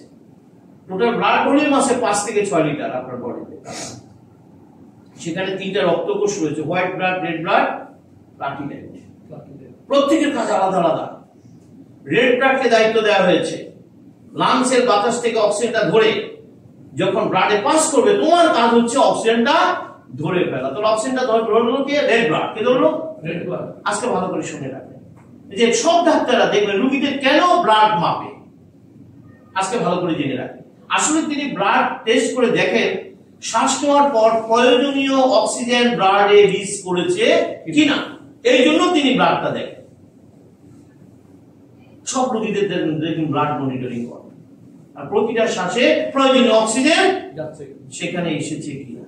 কেন আমরা সেটাও জানবো। রেড ব্লাড অক্সিজেনটা ক্যারি করে হার্টে আসবে। আপনার হার্ট প্রতি মিনিটে 70 থেকে 72টা পান করে 5 থেকে 6 লিটার রক্তকে 1 মিনিটের ভিতরে পুরো দেহ ভরে নিয়ে আসে। পুরো দেহ কত কিলোমিটার? 1.5 লক্ষ কিলোমিটার রাস্তা 1 মিনিটের ভিতরে 5 থেকে 6 লিটার রক্তকে ভরে নিয়ে আসে। তাহলে আমি শ্বাস নিলাম, লাংসের অক্সিজেনটা ধরলো, ব্লাডে পাস করলো, রেড ব্লাড ধরে ফেললো, ধরে হার্টে আসলো, আর পাম্প করে সারা শরীরে চলে দিল। কেন জানেন? বিজ্ঞান বলছে মাত্র 1.5 মিনিট যদি আপনার কোষ অক্সিজেন না পায়, আপনার কোষের মৃত্যু ঘটবে। আর সৃষ্টিকর্তার রহস্য জানতেন, সৃষ্টিকর্তার রহস্য জানতেন, তাই তিনি আমাদেরকে ঘুমে জাগরণে দম নেওয়ার ব্যবস্থা রেখেছেন। একটা হাততালি দেন সৃষ্টিকর্তা। একদম মৃত মানুষের সাথে জীবিত মানুষের পার্থক্য এখানেই। সে দম নিতে পারে না, আপনি দম নিচ্ছেন। সে দম নিতে পারে না মানে অক্সিজেন নিতে পারে না। তাহলে একজন মানুষের মৃত্যু ঘটে কি? অক্সিজেনের অভাবে। সবচেয়ে বেশি অক্সিজেন দরকার হয় ব্রেন সেলের। কার? Brain cell. বলছে 4 মিনিট যদি আপনার ব্রেন অক্সিজেন না পায়, আপনি স্ট্রোক করে যাবেন। কথাগুলি ভালো করে জেনে নেন। ডাক্তার আপনাদের ঘরে ঢুকবে না, বলে দিলাম। 5 মিনিট যদি হার্ট সেল অক্সিজেন না পায়, আপনি হার্ট অ্যাটাক করে যাবেন। এই যে স্ট্রোক এবং হার্ট অ্যাটাকের রোগীদেরকে ডাক্তাররা কম বাঁচাতে পারে। কারণ কি জানেন? সবচেয়ে বেশি অক্সিজেন কার দরকার? ব্রেন। ব্রেনকে বলা speaker of the body, authority of the body. ব্রেনের ইশারা ছাড়া চোখের পাতা নড়বে না, হাতের আঙ্গুল নড়বে, বডির কোন অংশ কাজ করে। এই জন্য বডিতে যখন অক্সিজেন লেভেল কমতে থাকে, সবচেয়ে বড় ঝুঁকিতে থাকে ব্রেন। যত অক্সিজেন লেভেল কমবে, সবচেয়ে বড় ঝুঁকিতে কে থাকে? ব্রেন। এবং মানুষের মৃত্যু ঘটে। আচ্ছা বলুন তো দেখি, একজন মানুষের মৃত্যু ঘটে ডাক্তারের অভাবে না অক্সিজেনের অভাবে? কার অভাবে? কিন্তু আমরা কি বলি? আমরা কি বলি? সময় মতো যদি নেওয়া যেত। আবার ডাক্তারও ভয় দেখায়, টাইমলি কেন নিয়ে আসলেন না? সামাজিক আসলে একজন মানুষের মৃত্যু, সেটি বাসায় হোক আর হাসপাতালে হোক আর যেখানে হোক, মৃত্যু ঘটবে অক্সিজেনের অভাবে। তাহলে হাসপাতালের আইসিইউতে কেন মানুষ মারা যায়? সেখানে কি ডাক্তারের অভাব আছে? কথা বলেন না কেন? সেখানে কি ডাক্তারের অভাব আছে? আইসিইউতে বসে সে কি খেতে পারে? অক্সিজেন খেতে। মৃত মানুষের কখনো চিকিৎসা হয় না। আর মানুষটির মৃত্যু ঘটেছে অক্সিজেনের অভাবে। সেখানে কি ডাক্তারের অভাব ছিল? কথা বলেন না কেন? সেখানে অক্সিজেন ছিল। অর্থাৎ মৃত মানুষের কখনো চিকিৎসা হয় না, মানুষটির মৃত্যু ঘটেছে অক্সিজেনের অভাবে। আমরা কি এখন অক্সিজেন খাচ্ছি? টাকা পয়সা দিচ্ছেন? একদিন অ্যাপোলোতে অক্সিজেন খাবেন 60,000 টাকা লাগবে। নো ট্রিটমেন্ট, কোনো ট্রিটমেন্ট হবে না। শর্ত কি? টাকা। অক্সিজেন খাইতে হবে। যদি আপনি অক্সিজেন খাইতে পারেন, তখন ডাক্তার বলবে দেখি কি করা যায়। তার মধ্যে মিটার তো রিডিং দিচ্ছে। আর যদি অক্সিজেন না খাইতে পারেন, তখন বলছে সরি, আমাদের কিছু করা নাই। কি বাড়ি পাঠাবেন নাকি কবরে? বাড়ি যাওয়ার সুযোগ নাই। তাহলে এমন কি হলো যে আমাকে এখন অক্সিজেন নেওয়ার জন্য আমাকে হাসপাতালে যেতে হলো? উত্তর কিন্তু অলরেডি আমরা পেয়ে গেছি। জীবনটা শুরু হয়েছে কি দিয়ে? চিপস, ড্রিঙ্কস, 10 কেজি মাংস, 10 packet cigarette, CFC, DFC, KFC, Chinese, এমন এমন সব আমরা খাবার খেয়েছি যে খাবারগুলো আপনার বডিকে কি করে ফেলেছে? কোষকে নষ্ট করে ফেলেছে। সে অভিযোগ করা শুরু করলো, মেজমেজ করে, ভার করে। সকলে মিলে কোথায় যেতে বললো? ডাক্তার। ডাক্তার কি ধরা দিল? লাইসেন্স ক্যান্সেল হয়ে গেল। অথচ প্রথম যখন আপনার দেহ অভিযোগ করে বলছে মেজমেজ, ভার, সে কার কাছে যেতে বলেছিল? Back to nature. তাহলে এই মেসেজ কেন আমরা পাইনি? কেন এই মেসেজ আমাদেরকে দেওয়া হয়নি? ওই চিকিৎসা বেনিয়ারা তার শিক্ষা ব্যবস্থায় ঢুকিয়ে রেখেছে কি জানেন? অসুখ হলে ওষুধ খাও, অসুখ হলে ডাক্তার দেখাও, বাসায় বাড়িতে বাড়িতে হাসপাতাল বানাও, বাড়ির ঘাটে হাসপাতাল বানাও। ভাই কথাগুলি ঠিক আছে কিনা বলে? তাদের $100 ট্রিলিয়ন বিজনেসটাকে ঠিক রাখার জন্য শিক্ষা ব্যবস্থা এগুলি ঢুকিয়ে রাখা হয়েছে। আমার শিক্ষা ব্যবস্থা একটি কথা যোগ করা হয়নি যে প্রথম অসুস্থতা তুমি কার সাহায্য নেই, যার কারণে আমরা সেটা জানতে পারি। আমি অনেক সময় আমার সেমিনারগুলিকে যোগ করে বলি, শুরু করবেন প্যারাসিটামল দিয়ে, শেষ করবেন আইসিইউ থেকে, আপনি বের হতে পারবেন না। জি, সিন্ডিকেট আপনাকে বের হতে দিবে না। তাহলে দেখুন তো দেখি, যেদিন আপনি প্রথম ডাক্তারের কাছে গিয়েছিলেন, আমরা যাবো, আমি তো নিষেধ করিনি, ডাক্তার সাহেবের কি বলা উচিত ছিল? 5,000 টাকা ভিজিট নিয়ে যদি আমার প্রতিটি ডাক্তার একটি কথা বলতো, কি আমি আপনাকে কিছু ড্রাগ খেতে দিলাম, রাইট? এটি তো রাইট নাকি? জি, কথা বলেন, সঠিক শব্দ কোনটা? সত্য। যে আমি আপনাকে কিছু ড্রাগ খেতে দিলাম এবং সেগুলি 15 দিনের বেশি খাওয়া। রোগীর সাথে সাথে প্রশ্ন করতো, তাহলে স্যার 15 দিন পরে কি আমার রোগটা যাবে? তিনি বলতেন, নো, ব্যাক টু নেচার। জোরে একটা হাততালি দেন, ব্যাক টু নেচার। সেদিনই কিন্তু প্রবলেম কি হয়ে যেত? সলভ হয়ে যেত। ভাই কথাগুলি ঠিক আছে কিনা? জি। আমাদের সমাজে তিনি হচ্ছেন মহানুভব ব্যক্তি, তিনি মরার আগে একটা হাসপাতাল বানান। জি জি জি, তিনি মহানুভব ব্যক্তি যে মরার আগে সব টাকা হাসপাতালে দিয়ে যায়। কি মিন করে? সে কি এটা মানুষের জন্য দোয়া না বদদোয়া দিছে? কথা বলেন। জি, মানে বদদোয়া দিছে, মানে কি তুমি মরার আগে হাসপাতালে মরবা। হাসপাতাল প্রয়োজনীয় না, এটা তার দোষ নয়, সে তো জানে না। এটা সমাজ ব্যবস্থা ওভাবে গড়ে তোলা হয়েছে, তাকে প্রশংসা করা হয়েছে সে যখন হাসপাতাল করেছে। সমাজ সে যদি একটা ন্যাচারাল প্রতিষ্ঠান করতে, একটা চমৎকার, কিন্তু এটা কোনো প্রশংসা নেই। না, আপনি একটা হাসপাতাল বানান, কত বড় মহানুভব ব্যক্তি আমাদের। সবসময় দেখেন মজার বিষয় কি, ডাক্তাররা লিখে ড্রাগ মেডিসিনের কনসালটেন্ট। কোথায় পেলেন আপনি মেডিসিনের consultant? Department of drug administration. কথাগুলি ঠিক আছে কিনা বলেন? অথবা আমরা কিন্তু মেডিসিন কনসালটেন্ট, উনি মেডিসিন কোথায় কনসালটেন্ট পাইলেন? রোগ নির্ণয়। লক্ষ্য করেন যে আমাদেরকে কিভাবে পদে পদে বিপদের মধ্যে ফেলে রাখা হয়েছে। আমাদের এই প্রোগ্রামগুলোর মাধ্যমে সচেতনতা তৈরি করা। আপনি যদি সচেতন হন, আপনি আপনার দেহটাকে সেভ করে ফেলতে পারবেন। আমি তো বারবার বলছি, মৃত্যু নিয়ে ভাবার দরকার নেই। আপনাকে মৃত্যু আসলে এটা কেউ ঠেকাতে পারবে না। আমার চিকিৎসা বিজ্ঞানের একটি শব্দ কোথা নেই যে মুখে নল, পেটে নল, পাশায় নল আর আইসিইউতে ঢেকে আপনি বেঁচে যাবেন, একটা ওয়ার্ডও লেখা নেই। বরং আমার চিকিৎসা বিজ্ঞানে লেখা আছে মানুষ বেঁচে থাকে, সুস্থ থাকে প্রকৃতিতে। আমি কথাটা বুঝতে পেরেছি? জি। আপনি সেখানে যাই মরতে যাচ্ছেন কেন? তাতে হচ্ছে কি জানেন? তাতে এই মানুষগুলো সর্বশান্ত হয়ে যাচ্ছে, পরিবার রাস্তায় নেমে যাচ্ছে চিকিৎসা ব্যয় মেটাতে মেটাতে, অথচ মানুষটি নিশ্চিত চলে যাবে। একজন ক্যান্সার পেশেন্ট জানেন, গরিব মানুষ যদি হয় তারও 10 লক্ষ টাকা ব্যয় হবে মরার আগ পর্যন্ত। আর যদি কোনোভাবে উনি বুঝতে পারে যে আপনার পকেট গরম, 2 থেকে 2.5 কোটি টাকা টানবে, জি, সে কিন্তু বাঁচতে পারবে না। যে 10 লাখ টাকা খরচ করছে সেও বাঁচতে পারবে না, যে 2 কোটি টাকা খরচ করছে সেও কিন্তু বাঁচতে পারবে না। আর কথাগুলো আমি দায়িত্ব নিয়ে বলছি। কেন রে ভাই, কেন এই কাজটা হলো? এই যে মানুষগুলো পরিবার শেষ পর্যন্ত সহায় সম্পন্ন হয়ে রাস্তা নেমে যায় চিকিৎসা ব্যয় মেটাতে মেটাতে, অথচ কোনো দরকার ছিল না, বিকল্প ছিল। আমার কাছে মৃত্যু তো হবে, সেই মৃত্যুটা যদি ন্যাচারালি হতো অসুবিধাটা কোথায়? কথাগুলি ঠিক আছে কিনা বলেন?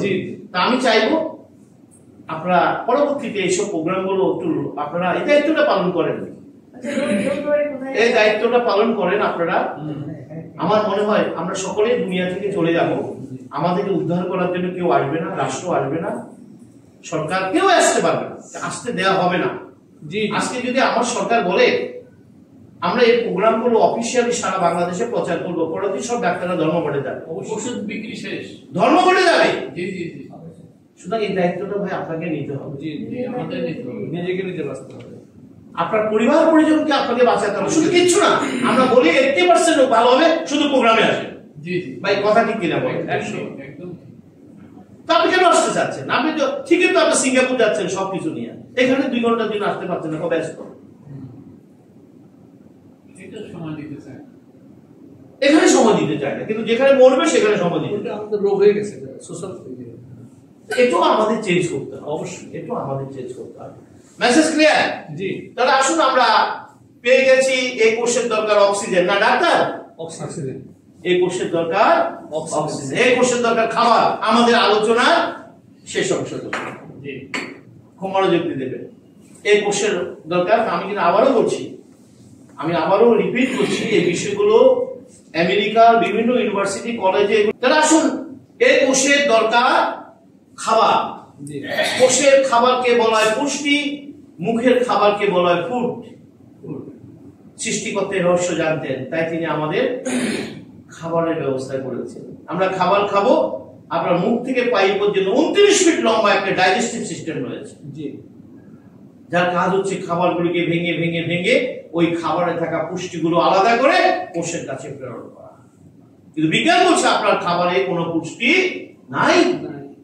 তাহলে যে খাবারে পুষ্টি নাই সেটা কি ছিল? টক্সিন। সেটা কি ছিল? এই যে 40 বছর ধরে আপনি টক্সিন খেতে, সেটা কিন্তু বিজ্ঞান হাতে আঙুল দিয়ে দেখে বলছে কোষের খাবার তৈরি হয় প্রকৃতির ঘরে, মুখের খাবার তৈরি হয় রান্নাঘরে। কোষের খাবার কোথায় তৈরি হয়? মুখের খাবার। 40 বছর ধরে কার খাবার খেয়েছেন? কার খাবার খেয়েছেন? আমেরিকাতে এই বিষয়ের উপর একটি গবেষণা হয়েছে। তারা গবেষণা করে বলেছে মাত্র 65 ডিগ্রি সেন্টিগ্রেড তাপমাত্রা যাওয়ার পরে আপনার খাবারে থাকা পুষ্টিগুলো ড্যামেজ হতে থাকে। আমাদের খাবারগুলো 200, 250, 300 ডিগ্রি সেন্টিগ্রেড তাপমাত্রা কি খেয়েছেন আপনি? আপনি কতগুলি টক্সিন গিলেছেন 40 বছর ধরে, কতগুলি টক্সিন খেয়েছেন, আর এই টক্সিনের আঘাতে আঘাতে সেল কি হয়ে গেছে?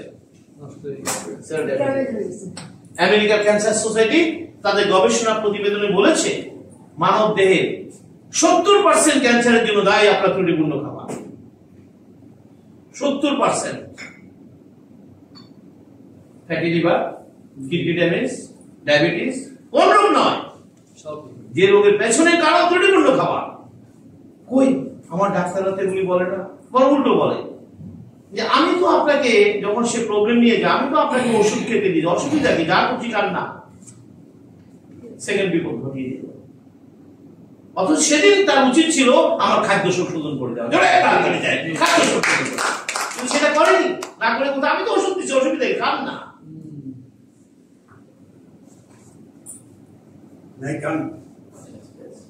Message clear? আমার কাছে একটি বই আছে, বইটির নাম ডেথ বাই প্রেসক্রিপশন। এটি আমেরিকান দুজন ডক্টরেটের লেখা। বইটির শিরোনাম নিজে বুঝতে পারছেন, ডেথ বাই প্রেসক্রিপশন। বুঝতে তো পারছেন? এটা সারমর্ম হলো, আপনি যতক্ষণ পর্যন্ত আপনার সুস্থতার জন্য ডাক্তারের দেওয়া ড্রাগ প্রেসক্রিপশন শুরু করেননি, আপনার মৃত্যু পরোয়ানা লেখা হয়।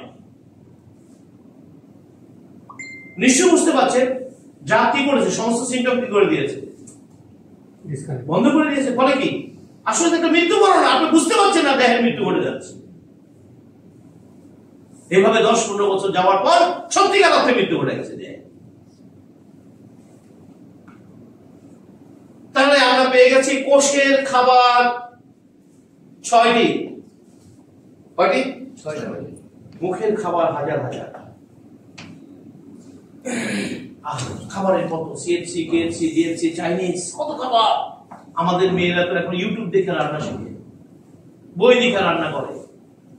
অথচ বিজ্ঞান বলছে আপনি যত মজা করে খাবার খান, কোষ কিন্তু 6টির বাইরে কোনো খাবার গ্রহণ করে না।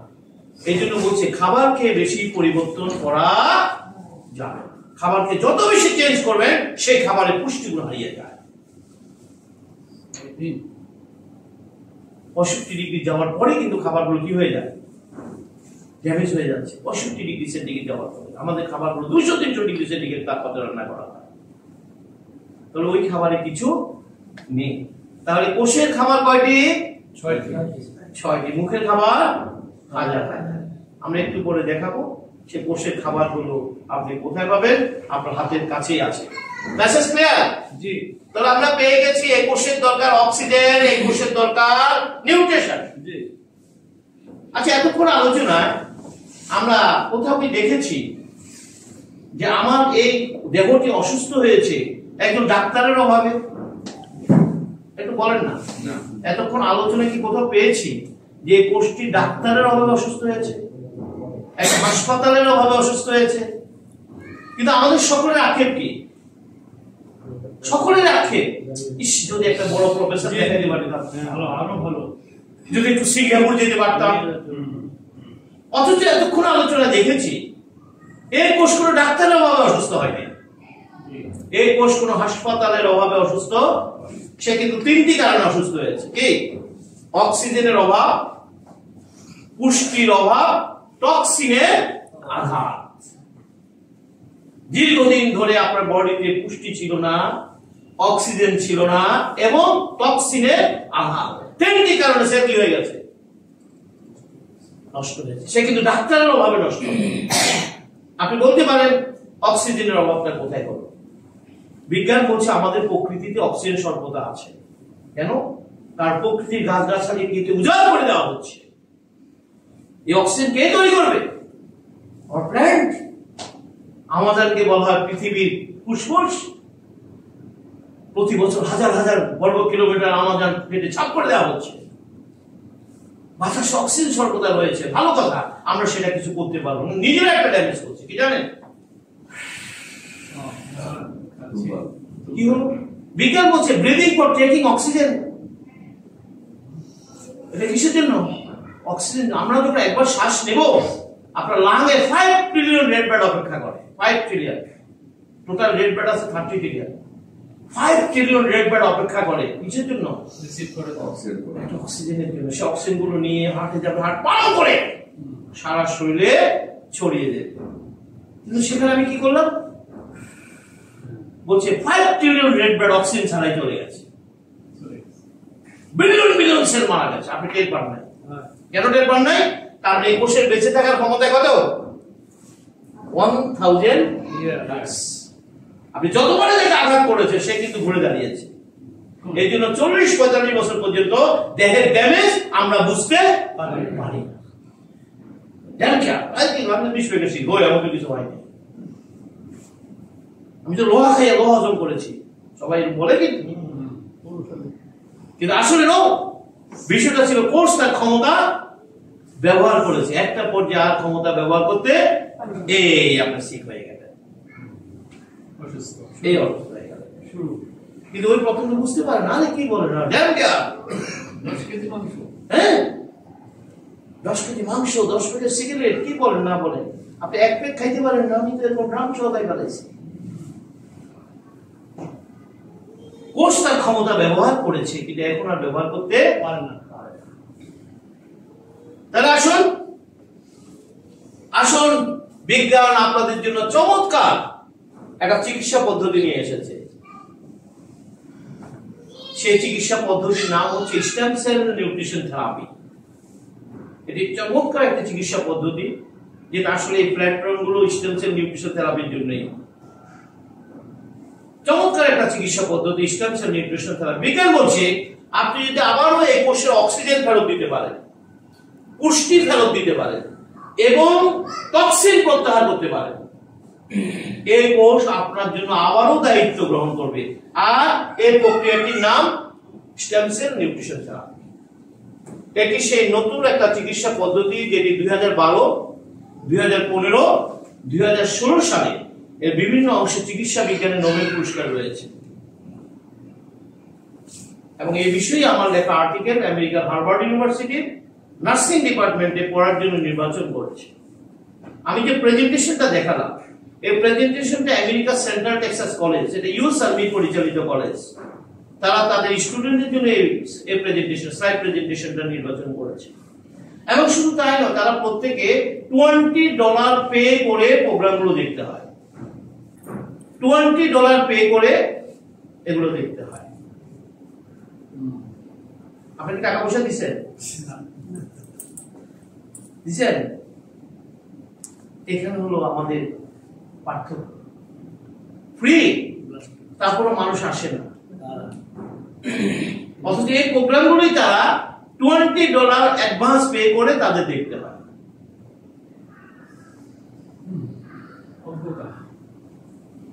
যাই হোক, আমরা সেই মেথডটা খুব অল্প সময়ের মধ্যে মেথডটা দেখে আলোচনা শেষ করব।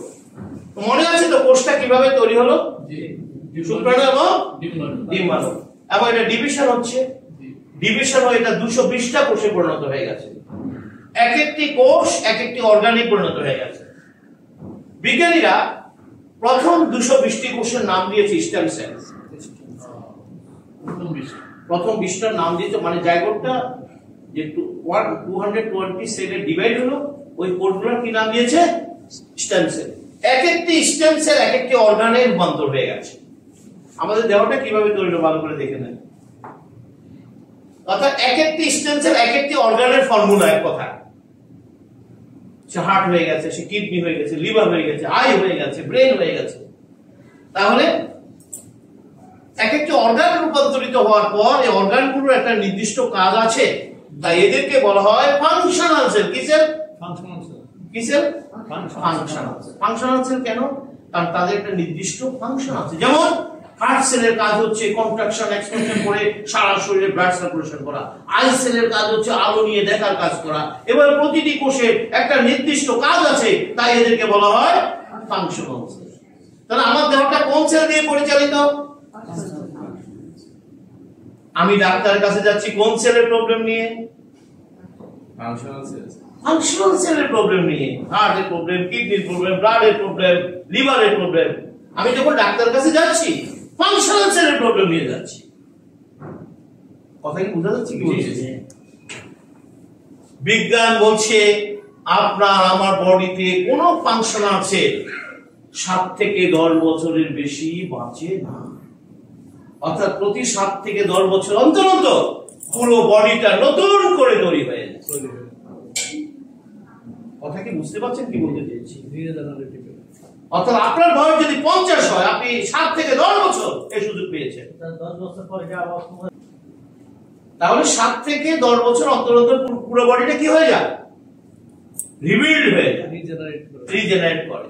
তাহলে এই যে বডিটা নতুন ভাবে তৈরি হবে, ওল্ড সেলগুলো চলে যাবে, এটা একটা ন্যাচারাল ঘটনা।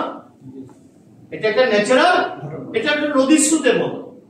আপনি নদীর যে পানিটা দেখছেন, এই পানিটা ওল্ড পানি না নিউ পানি?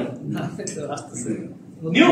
ঠিক আপনি যে দেহটা দেখছেন, এই দেহটা নিউ, কিন্তু এটা এত ধীর গতিতে ঘটে আমরা বাইরে থেকে বুঝতে পারি না। সব ফাংশনাল সেলগুলো একযোগে চেঞ্জ হয় না, এক একটা চেঞ্জিং টাইম এক এক রকম। যেমন ধরেন টোটাল রেড ব্লাড চেঞ্জ হয় 120 দিনে, 120 ডেজ। একটা ব্লাডও থাকবে না বডিতে। টোটাল লিভার চেঞ্জ হয় মাত্র 42 দিনে। ডাক্তার বলছে লিভারের সমস্যা আছে কতদিন? আমার মনে কথাগুলি আপনারা মনোযোগ দিন। ডাক্তার বলছে লিভারের সমস্যা আছে কতদিনের জন্য? 42 দিন। বলছে ডাক্তার বলছে লিভার একদম ভালো ঝকঝকে কতদিন? 42। কারণ 42 দিন পরে এখানে নিউ লিভার এসে যাবে, সে সুস্থ থাকুক আর এভাবে প্রতিটি অর্গান একটা নির্দিষ্ট সময়ের পর নিউলি রিবিল্ড হয়, খেয়াল রাখতে হবে। তাহলে ওল্ড অর্গান চলে যাবে, এটিও ন্যাচারাল ঘটনা। নিউ অর্গান রিবিল্ড করবে, এটা একটা ন্যাচারাল ঘটনা। কিন্তু একটা ন্যাচারাল ঘটনা বডিতে চলমান, আর একটা ন্যাচারাল ঘটনা বডিতে শাটডাউন হয়ে আছে। কেন? আপনি আছেন কার সাথে? ডাক্তার না নেচার? আপনি কার সাথে আছেন? শুধু একজন দুইজন না, একজন হার্টের ডাক্তার, কিডনির ডাক্তার, মাজার ডাক্তার, লিভারের ডাক্তার, এখন হার্টের ডাক্তার। আপনার বডির পুরো ডাক্তারে ছেয়ে গেছে, কিন্তু আপনার বয়স্ক ডাক্তারের সাথে জোরে একটা ডাক্তারে যায়। বয়স্ক ডাক্তার এই কারণে দেখবেন মানুষ সারাক্ষণ অসুস্থ থাকে, অলওয়েজ সিক থাকে। আপনি তো বড় ডাক্তার দেখাইছেন, বড় প্রফেসর দেখাইছেন, আপনার বয়স্ক প্রফেসর চেনেন না। আমি কি কথাটা বুঝাতে পেরেছি? কথাটা কি বুঝতে পারছেন? সে তো ডাক্তারের সাথে নেই। ফলে দেখবেন মানুষ সারাক্ষণ অভিযোগের মাধ্যমে, অসুস্থতার মাধ্যমে লাইফটা কাটায়। তাহলে একদিকে যে ওল্ড সেল চলে যাবে, এটি যেরকম ন্যাচারাল ঘটনা, নিউ সেল রিবিল্ড হবে, এটা একটা ন্যাচারাল ঘটনা। আর নিউ সেল রিবিল্ড করার দায়িত্বটা হলো স্টেম সেলের হাতে। বিজ্ঞানীরা মানুষের দেহে একটা বিশেষ বৈশিষ্ট্যপূর্ণ সেল তারা ডিসকভার করেছে, যে কোষটির কাজ হচ্ছে এটি যে কোনো কোষে রূপান্তর হয়ে যেতে পারে। চিকিৎসা বিজ্ঞানের যুগান্তকারী আবিষ্কার। ডাক্তাররা কোনদিন এগুলো বলবে না ভয়ে। ছোট্ট আলোচনা তো দেখুন তো দেখি ডাক্তারদের কোনো কাজ আছে কিনা, কথা বলেন না কেন? ডাক্তারদের কোনো কাজ আছে? আমি তো অলরেডি তো নাই। তাহলে স্টেম সেলের ক্ষমতা হচ্ছে যে 1000 ইয়ার্স পর্যন্ত এই দায়িত্ব পালন করতে পারে। এই জন্য মানুষ 1000 বছর বাঁচতে পারে। তাহলে সিস্টেমটা কি একদিকে যে ওল্ড সেল চলে যাবে নদীর স্রোতের মতো, সাথে সাথে স্টেম সেল কি করবে? নতুন সেল তৈরি করতে। একটা ঘটনা চলমান, আর একটা ঘটনা কি অফ। কারণ সে তো ডাক্তার চিনেন, আপনি তো বড় বড় সিঙ্গাপুর ব্যাংকক দিয়ে বসে আছেন, আপনি তো সিঙ্গাপুর ব্যাংকক দিয়ে বসে আছেন। ফলে দেখবেন মানুষ কিন্তু আর সুস্থ থাকতে পারে না। তাহলে আসেন, আমরা পেয়ে গেছি, আমরা যদি সব সময় স্টেম সেলটাকে যদি শক্তিশালী রাখতে পারি, তাহলে বলুন তো দেখি আসলে কি আমার দেহে কিন্তু কোনো রোগ হওয়ার সুযোগ আছে কি? আছে কি? তাহলে এরা সুস্থ থাকলেও থাকবে না, অসুস্থ থাকলেও থাকবে না। আমার এখানে ফোকাস নেওয়ার কোনো প্রয়োজন নেই, ফোকাস নেওয়ার কোনো প্রয়োজন নেই। এটা সুস্থ থাকলেও থাকবে না, অসুস্থ থাকতে থাকবে। তাহলে আমাকে সবসময় ফোকাস কোথায় দিতে হবে? আমি যদি স্টেম সেলটাকে যদি শক্তিশালী রাখি, তাহলে রিবিল্ডিং এর কাজটা কমপ্লিট হবে, problem automatic solve. Stem cell কার সাহায্যে সেই কাজটা করবে? ডাক্তার না নেচার? আপনি তো ডাক্তারের সাথে, যার কারণে আমাদের প্রবলেম গুলো যায় না। সিম্পল। বললাম তো চিকিৎসা বিজ্ঞানের যুগান্তকারী আবিষ্কার এগুলো, কিন্তু দুর্ভাগ্য বলা হয় না। এগুলো না বলবে না, আর কি বলে না, 98% বিজনেস বন্ধ হয়ে যায়। আমরা ছোট্ট একটা উদাহরণ দিয়ে আলোচনা শেষ করবো। Red blood. রেড ব্লাডের বয়স কত? 120 দিন। রেড ব্লাডের কাজ কি? To carry the oxygen. Red blood যদি অক্সিজেন ক্যারি না করতে পারে, আপনি সর্বোচ্চ কতক্ষণ বাঁচবেন? 4 minute. Cell 4 minute, break 4 minute, আপনার মৃত্যু। 50 বছর আপনি কিভাবে বেঁচে আছেন? কখনো কি প্রশ্ন নিজেকে করেছি আমরা? আমি এত বেঁচে আলাম, আমি তো 4 মিনিটের মধ্যে আমার মারা যাওয়ার কথা, আমার তো রেড ব্লাড তো নাই। আসুন রহস্যটা জানি। বলছে প্রতি সেকেন্ডে আপনার বডিতে প্রায় 20 লাখ রেড ব্লাড মারা যায়। এটা কি ন্যাচারাল না আনন্যাচারাল? এটা ন্যাচারাল। তার বয়স ফুরিয়ে গেছে, তার মৃত্যু ঘটেছে। আচ্ছা বলুন তো দেখি, এই 2 ঘন্টায় কি পরিমাণ রেড ব্লাড মারা গেছে? কয়েকশো মিলিয়ন। আচ্ছা এত রেড ব্লাড মারা যাওয়ার কারণে আমার কি রেড ব্লাডের সংখ্যা কমে যাওয়ার কথা না? জি কমেনি। কিন্তু কেন কমেনি জানেন? বলছে যে পরিমাণ রেড ব্লাড প্রতি সেকেন্ডে মারা যাচ্ছে, সম পরিমাণ রেড ব্লাড স্টেম সেল দিচ্ছে। জোরে একটা হাতে বুশ করে দিন। যার কারণে 50 বছরেও আপনার বডিতে ব্লাড শর্টেজ হয়নি। তাহলে বলুন তো দেখি, রেড ব্লাড কমে গেলে একটা রোগের নাম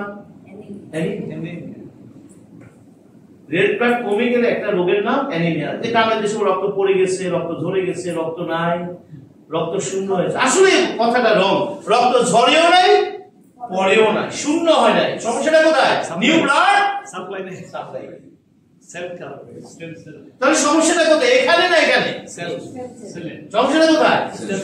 এখানে না এখানে? ফাংশনাল সেলে নয়, সমস্যাটা স্টেম সেল। সে বুশ করেনি।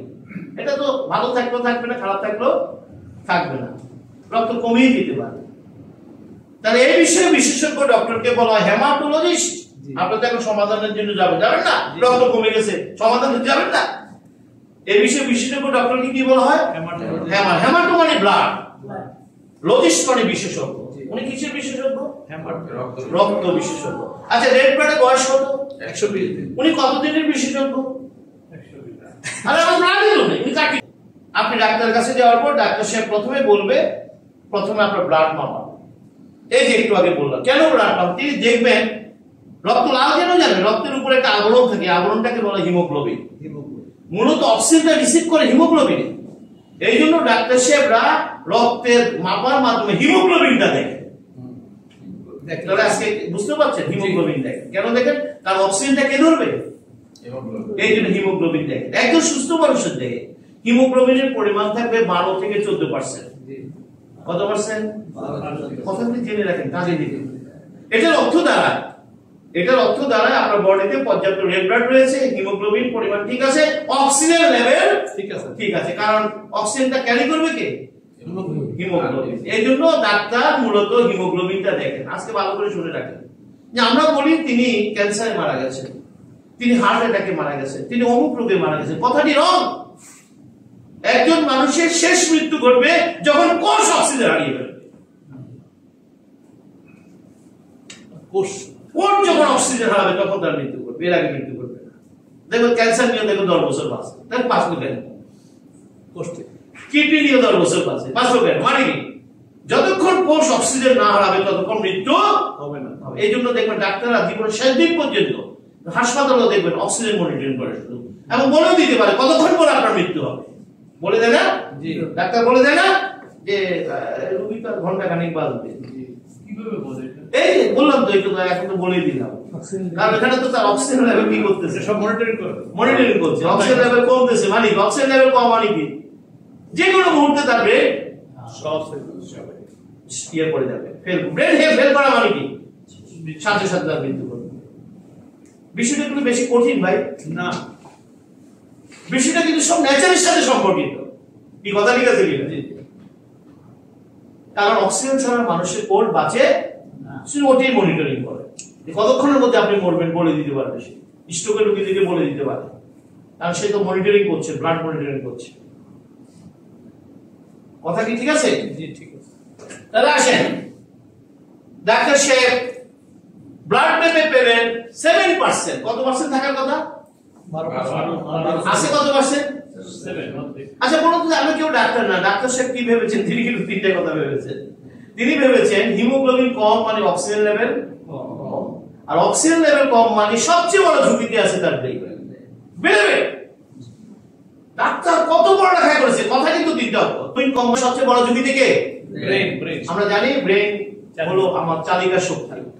তিনি মুহূর্তের সিদ্ধান্ত নিয়েছেন এই মুহূর্তে রোগীকে ব্লাড দিতে হবে, কারণ তিনি জেনে গেছেন এই মানুষটি যে কোনো মুহূর্তে স্ট্রোক করতে পারে।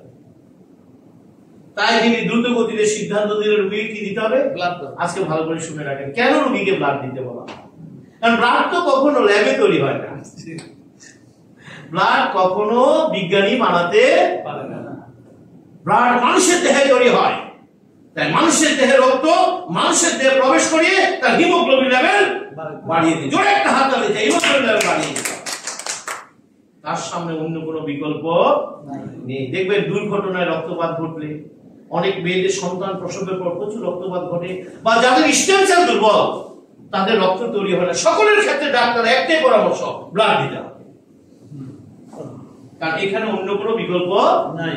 তাহলে আমি যখন ব্লাড দিয়ে দিলাম হিমোগ্লোবিন লেভেল বেড়ে গেল। ডাক্তার সাহেব আবার 3-4 বার ব্লাড দেওয়ার পর আবার হিমোগ্লোবিন মাপলেন, মেপে বললেন ওকে কি ওকে, মানে তার হিমোগ্লোবিন লেভেল বেড়ে গেছে। হিমোগ্লোবিন লেভেল বেড়ে গেছে মানে অক্সিজেন লেভেল বেড়ে গেছে, আর অক্সিজেন লেভেল বেড়ে গেছে মানে সে স্ট্রোকের ঝুঁকি থেকে বেঁচে গেছে। এই জন্য ডাক্তার বলছে এখন টেনশন করে না, রোগী স্টেবল আছে। আমি কথাটা বুঝতে পেরেছি? জি। অন্য কোনো মাধ্যম দিয়ে সে কথা বলে নাকি, তার মৃত্যু ঘটবে এখান থেকে। রোগে তো রোগে দেখা হয়ে গেছে কিন্তু। আচ্ছা, এখন 3-4 বার ব্লাড দেওয়ার পরে তিনি বললেন ওকে। আচ্ছা, যে ব্লাডটা দিয়েছে ওই ব্লাডটা কি থাকবে? তাহলে এমন কি ঘটলো, তার হিমোগ্লোবিন লেভেল স্টে করে গেছে। তিনি কিন্তু যতবার ব্লাড দিয়েছেন ততবার রোগীকে বলেছেন একটু দুধ খান, একটু ডিম খান, একটু কি ভাই কথা ঠিক আছে কিনা। আমরা কি রোগী দেখার সময় কি সিগারেটের বাক্স নিয়ে গেছে? কি নিয়ে গেছে? এখানে ছিল রহস্য, খাবারে ছিল পুষ্টিক, আর পুষ্টিক আগে বস করেছে প্রবলেম ধরে একটা হাতের প্রবলেম সলভ। কিন্তু প্র্যাকটিসটা কে নিল? ডাক্তার সাহেব। এত বড় ডাক্তার 6 মাস আগে অ্যাপয়েন্টমেন্ট পাওয়া যায় না। আমার রেড ব্লাডের বয়স কত ভাই? 110। দেখি 6 মাস পরে 180 দিন পরে যে আপনি দেখা পাই না, আপনার ব্লাড আছে নাই, আপনি এসেছিলেন কিভাবে? পেছনে স্টেম সেল। জোরে একটা হাত হয়। বিজ্ঞান বলছে আপনার স্টেম সেল এমন একটি শক্তিশালী সেল বডি, সে সামান্য ভাবে যদি প্রকৃতির সাথে কানেক্ট করতে পারে বিলিয়ন বিলিয়ন সেল তৈরি করে সে বডিতে ছেড়ে দেয়।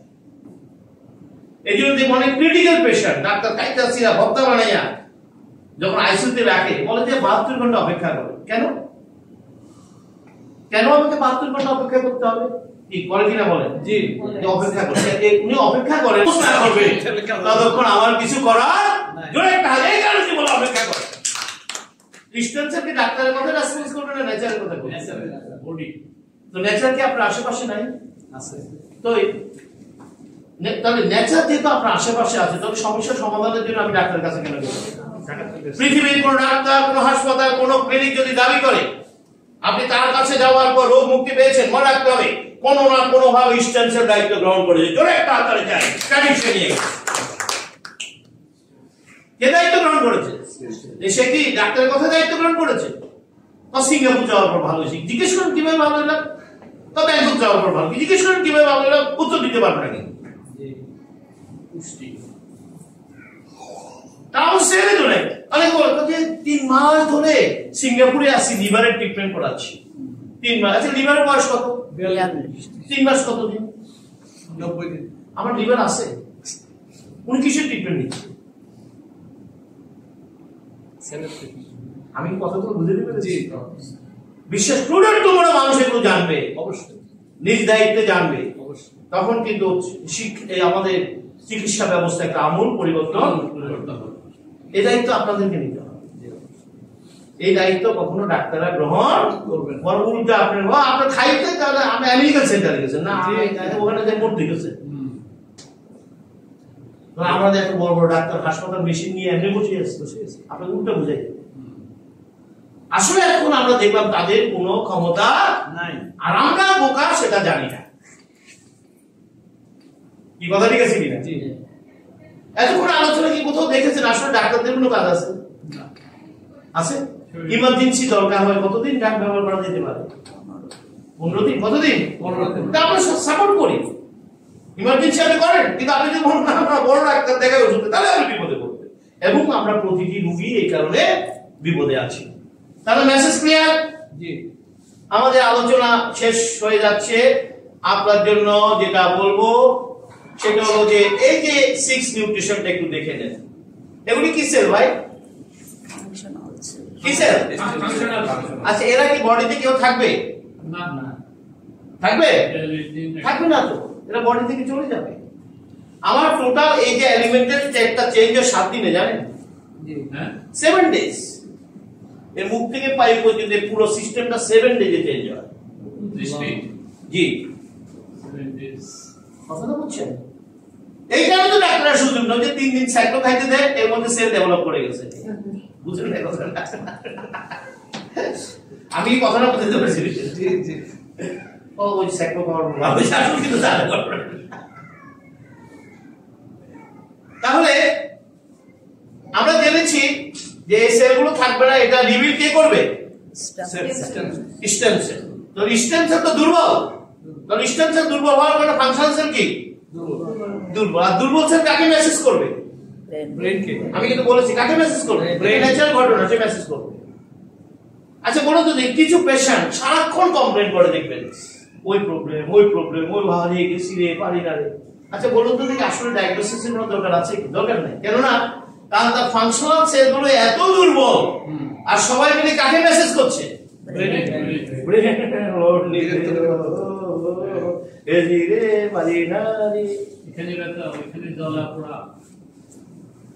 আচ্ছা, এসব রোগীকে কি বাসায় রাখা যাবে? অবশ্যই তাকে ডাক্তারের কাছে নিতে হবে। এটা এসব রোগী বাসায় রাখা যায় না। আপনি যখন এসব রোগীর ডাক্তারের কাছে নেবেন হাসপাতালে, প্রথমে ডাক্তার কি করে জানেন? একটা ইনজেকশন মানে, ইনজেকশন নামটা হচ্ছে মরফিন ইনজেকশন। ইনজেকশনের কাজ হচ্ছে মুহূর্তের মধ্যে ব্রেনের সাথে হোল বডির যোগাযোগ বিচ্ছিন্ন করে দেয়। 5 মুহূর্তের মধ্যে রোগী বলে রোগীও রিল্যাক্স, রোগীর আত্মীয় স্বজন কি ধপাধপি করতেছিল, ঠান্ডা অজ্ঞান করে না, ব্রেনের সাথে যোগাযোগ বিচ্ছিন্ন করে। আমরা এটা সমর্থন করি কতদিন? রোগীদের জন্য এটা প্রয়োজন আছে, রোগীর আরামেরও দরকার আছে। কিন্তু রোগী যদি এটা মনে করে যে না বড় ডাক্তার দেখেছি না, বড় ডাক্তার ওষুধ খাই তো ভালো আছি, এই তাহলে বিপদটা ঢুকবে। এবং আমাদের রোগীরা তাই করে। দেখবেন যে ডাক্তারের যা খেয়ে মজা পায় সেটা খোলর বালিশের নিচে রাখে, তারপরে যখন এই সমস্যাটা নিয়ে বাধা দেয়, এটা আছে বড় ডাক্তার দেখছি না, ঢাকা মেডিকেলে বড় প্রফেসর দেখছে না, এটা খাইতে ভালো লাগে। তাহলে ডাক্তার কি করলো? ডাক্তার কিন্তু ব্রেনের সাথে যোগাযোগ সে কিন্তু মজা পাচ্ছে। তো আমরা সমর্থন করি কতদিন, কিন্তু এটা দিনের পর দিন করতে থাকে। আপনি কি বুঝতে পারছেন কি ঘটনা ঘটে যাচ্ছে? ভয়ঙ্কর বিপদের দিকে এগিয়ে যাচ্ছে। তাহলে ইমার্জেন্সি যদি আমার ড্রাগের দরকার আমি নেব, সাথে সাথে কাকে পুশ করবো? স্টেম সেলকে। স্টেম সেল তো সহজ, স্টেম সেল শুধু প্রকৃতির পুষ্টি দিয়ে এসে পুষ্টি হয়, অন্য কিছু পুষ্ট করে না। আমি কি কথাগুলো বুঝাতে পেরেছি? অন্য কিছুতে পুশ করে না। তা আমি যখন স্টেম সেলকে পুশ করবো, প্রবলেম সলভ। এতক্ষণ আলোচনা বলুন দেখি, আমার সুস্থতা কে দিতে পারে? নেচার না ডাক্তার? আমার সুস্থতা কে দিতে পারে? হাসপাতাল নয়, আমেরিকান ওয়েলনেস সেন্টার কে দিতে পারে? কে দিতে পারে? কিন্তু এখানে লোক নেই, ওখানে দেখেন লোকদের বসে আছে, জায়গা পায় না, টিকিট নেয় টাকা অগ্রিম দিয়া, সিরিয়াল নেই টাকা দিয়ে। আমার মনে হয় আমরা যার যার জায়গা থেকে দায়িত্বগুলো পালন করা উচিত। আমি মনে করি এটা আপনার একটা নৈতিক দায়িত্ব। তাহলে আসুন আমাদের সবশেষ কথা, আমরা কিন্তু প্রত্যেকটা রোগের নিরাময় করে দিতে পারি ন্যাচারাল মেডিসিনে। এর হলো 6 নিউট্রিশন, কোষের খাবার, কোষের খাবার, amino acid, glucose, fatty acid, vitamins, minerals, water. এগুলি কোথায় পাওয়া যায়? রান্নাঘরে। রান্নাঘরে বুঝে রাখার চেষ্টা করেন, এগুলো কিন্তু রান্নাঘরে পাওয়া যায় না। এগুলি কোনো সায়েন্টিস্ট বানাতে, এগুলি শুধু প্রকৃতিতে হয়। তাহলে প্রকৃতির খাবারগুলো ড্যামেজ হয়ে যাচ্ছে আপনি যখন রান্নাঘরে নিয়ে গেছেন।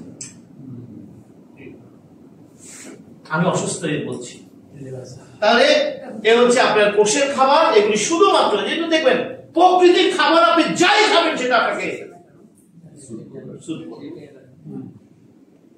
এখন উল্টো, মানুষ ড্রাগগুলো ঠিক মতো খায়, প্রকৃতির খাবার খাওয়ার সময় বাসে কোনটা খাবে না। কথাটা কিন্তু রং, ওটা ডাক্তাররা শিখে দিচ্ছে। আপনি পিওর প্রকৃতির খাবার যাই খাবেন সেটি আপনার বডিতে কাজ করবে। কিন্তু রুগীরা উল্টা, ড্রাগ খাওয়ার সময় খুব সচেতন ভাবে খায়, ওই ন্যাচারাল খাওয়ার সময় এটা খাওয়া যাবে না, এটা খাওয়া যাবে না। প্রতিটা ড্রাগের side effect scientifically proven, scientifically proven এটা খাওয়ার পর কি কি ক্ষতি হবে। ন্যাচারাল মেডিসিনের কোনো পার্শ্ব প্রতিক্রিয়া নাই, অথচ আমার রোগীরা ন্যাচারাল মেডিসিন খাওয়ার সময় জিজ্ঞেস করে কি কি ক্ষতি হতে পারে, ড্রাগ খাওয়ার সময় জিজ্ঞেস করবে না। আমার কথাগুলি বুঝতে পারছেন? জি। দেখো জিজ্ঞেস করবো এটা খালি কোনো পার্শ্ব প্রতিক্রিয়া নাই। আমি এমনও দেখেছি ক্যান্সার পেশেন্ট কেমন নিতে নিতে মৃত্যুর দুয়ারে, আমার কাছে, আমার তো চেম্বার আছে, মৃত্যুর দুয়ারে কেমন নিতে নিতে এখন শেষ মুহূর্তে তো আর কিছু করার না, ডাক্তার বলছে না না লাভ হবে না, লাভ হবে না, মানে শেষ। এই অবস্থায় এসে আমাকে জিজ্ঞেস করে রোগীর আত্মীয়, আপনার ওষুধগুলো খেলে ওনার কোনো পার্শ্ব প্রতিক্রিয়া হবে না তো? আপনি কি বুঝলেন? ও কিন্তু অলরেডি টেস্ট সিগন্যাল দিয়ে দিচ্ছে। ওই অবস্থা আসে জিজ্ঞেস করবো এগুলি খাইতে তো কোনো। আমার মনে হয় সকলে মিলে এই মানুষ, তাহলে এটা করব আপনার জন্য। আমরা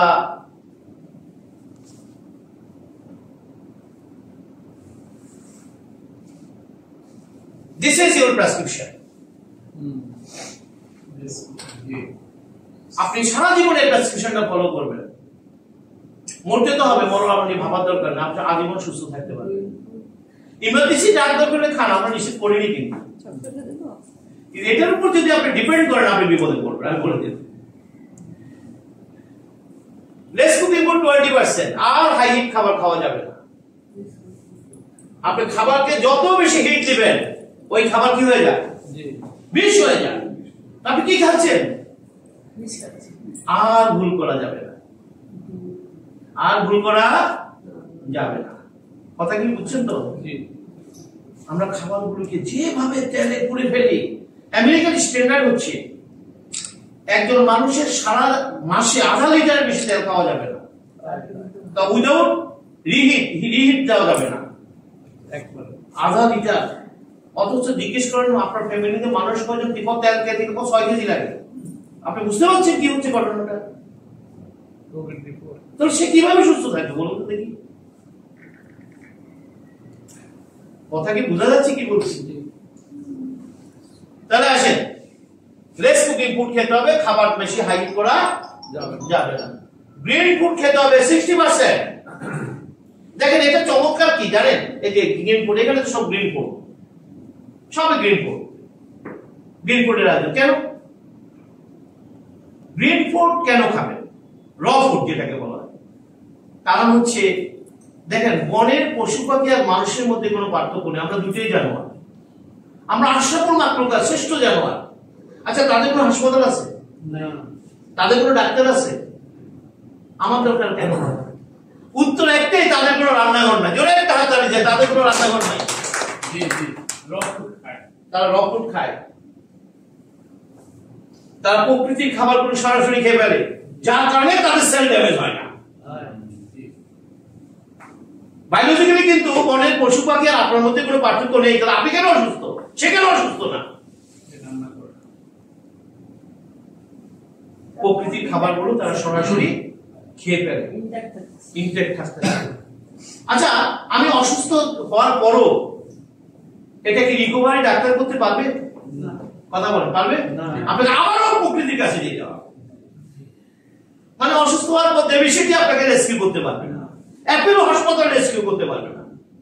সাময়িক ইমার্জেন্সি হয়তো আপনাকে ঠেক দেবে, কিন্তু আপনাকে রেস্কিউ করতে গেলে আবারও প্রকৃতির সাথে ফেরত যেতে হবে। তাহলে আমরা যদি এখন থেকে সেগুলি করে ফেলি, দেখেন আপনি কিন্তু আর অসুস্থ হবেন না। এগুলি কিন্তু বিজ্ঞানের কথা, এগুলি কিন্তু কবিরাজি কথা না। আমরা কিন্তু ওপেন ডক্টরদেরকে চ্যালেঞ্জ দিয়ে কথা বলি। আসুন আপনি বলেন যে আপনার সিস্টেম, বলেন যে আপনার সিস্টেমে কিভাবে আমাকে রোগমুক্ত রাখবেন, দেখাতে পারবেন। Herbal food, herbal medicinal food, herbal মানে প্ল্যান্ট। প্ল্যান্টের নেটিভ শব্দকে বলা হার্বস। প্রকৃতির গভীর সমুদ্রে, হাই মাউন্টেনে, ডিপ ফরেস্টে এমন কিছু প্ল্যান্টের সন্ধান বিজ্ঞানীরা পেয়েছে আগে রাজারা খেত। এখন বিজ্ঞানের বদৌলতে এগুলি ল্যাবে এসেছে, কাল্টিভেশন হচ্ছে। আগে রাজারা হোল হার্স খেয়ে ফেলতো, তারা জানে না, জানতো না। এখন সেগুলো এক্সট্রাক্ট ফর্মে এসেছে, বিভিন্ন ফর্মেটে এসেছে, সেটা ভিন্ন আলোচনা।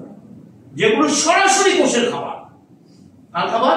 কোষের। আপনি যাই খাবেন, সেটা মুখে খান, তরলে খান, সব ডিরেক্ট কোথায় চলে যাবে? কোষের কাছে চলে যাবে। আর যখন কোষের কাছে খাবারটি রিচ করবে, কোষ তো ওটার জন্যই বসেছিল। সে কিন্তু ডাক্তারের জন্য বসে নাই, সে কিন্তু কার জন্য বসেছিল? তার প্রয়োজনীয় পুষ্টির জন্য সে বসেছিল। সে তো পুষ্টি পাচ্ছিল না খাবার থেকে। যখন আপনি ডিজাইন করা ন্যাচারাল ফুড তাকে দিয়ে দিলেন, এই বডিটা করে দাঁড়ানো। আমি কথাটা বুঝতে পেরেছি? তা আমরা যখন এই মেথডটা ব্যবহার করি, দেখেন আমরা কিন্তু হজবরল করে ফেলি। এখানে এই মেথডটা পুরোটি আপনাকে 100% ব্যবহার করতে হবে। আপনি এটাও খাইলেন, গরুর ভুনা দিয়ে, কালা ভুনা দিয়ে ভাত খাইলেন, তাহলে তো হবে না। আপনি যখন এই মেথডটা ফলো করবেন, সেখানে কোনো অপাকৃত খাবার থাকা যাবে না। এখন আমরা বেনিফিট কেন পাইলে জানেন? ও গেছিলাম ওয়েলনেস সেন্টারে, গেছিলাম, খাইছি, কাজ হয় না। কেন খাইছেন? আর ওটা খাইছেন 2টা, আর গরুর মাংস খাইছেন 10 কেজি, তো কেন কাজ হবে? আমি কি কথাটা বুঝাতে পেরেছি? আপনি ওটা খাইছেন 1টা, ওটা খাইছেন 10টা, কেন কাজ করবে আপনার? আপনি যখন এই মেথডটা করবেন, পুরোটাই মেথড করতে হবে। ওখানে অন্য কোনো অপাকৃত খাবার ঢোকা যাবে না। 100%। দেখেন বডি কিভাবে ঘুরে দাঁড়ায়। ম্যাক্সিমাম লোক ওই কারণে বেনিফিট পায় না। তারপর ডাক্তারের কাছে চলে, ডাক্তারটা খাইলে মজা লাগে। আপনার এটা খাইলে বুঝতে পারি না, কিন্তু ডাক্তারটা খাইলে তো আমি বুঝতে পারি, আমার কিছু একটা ভালো লাগতেছে। আমি বুঝাতে পারছি বিষয়গুলো? তা আমরা যদি এভাবে প্রকৃতির কাছে যদি আমরা থাকতে পারি, প্রকৃতির সংস্পর্শে থাকতে পারি, A to Z যদি প্রকৃতির নিয়ন্ত্রণে রাখতে পারেন, আমরা একটা সুস্থ দেহ নিয়ে মরতে পারবো। মৃত্যু হবে, মৃত্যু নিয়ে আমাদের ভাবার দরকার। আমি এই মৃত্যু চাই না, মুখে নাও, পাশায় নাও, পেটে নাও, 10 লাখ টাকা দিয়ে আইসিইউ থেকে ডেড বডি বের করবে, এই মৃত্যু আমাদের দরকার কি? দরকার আছে কি না? এগুলো খাই যান, গল্প গল্প করে ছেলেরা, বাবারে 10 লাখ টাকা দিয়ে আইসিইউ থেকে আনছে, গল্প করে এগুলো। বিদেশ নিয়েছি বাবাকে, অথচ তার আত্মীয়র জন্য, তার বাবার জন্য 1 পয়সা দিয়ে খরচ করে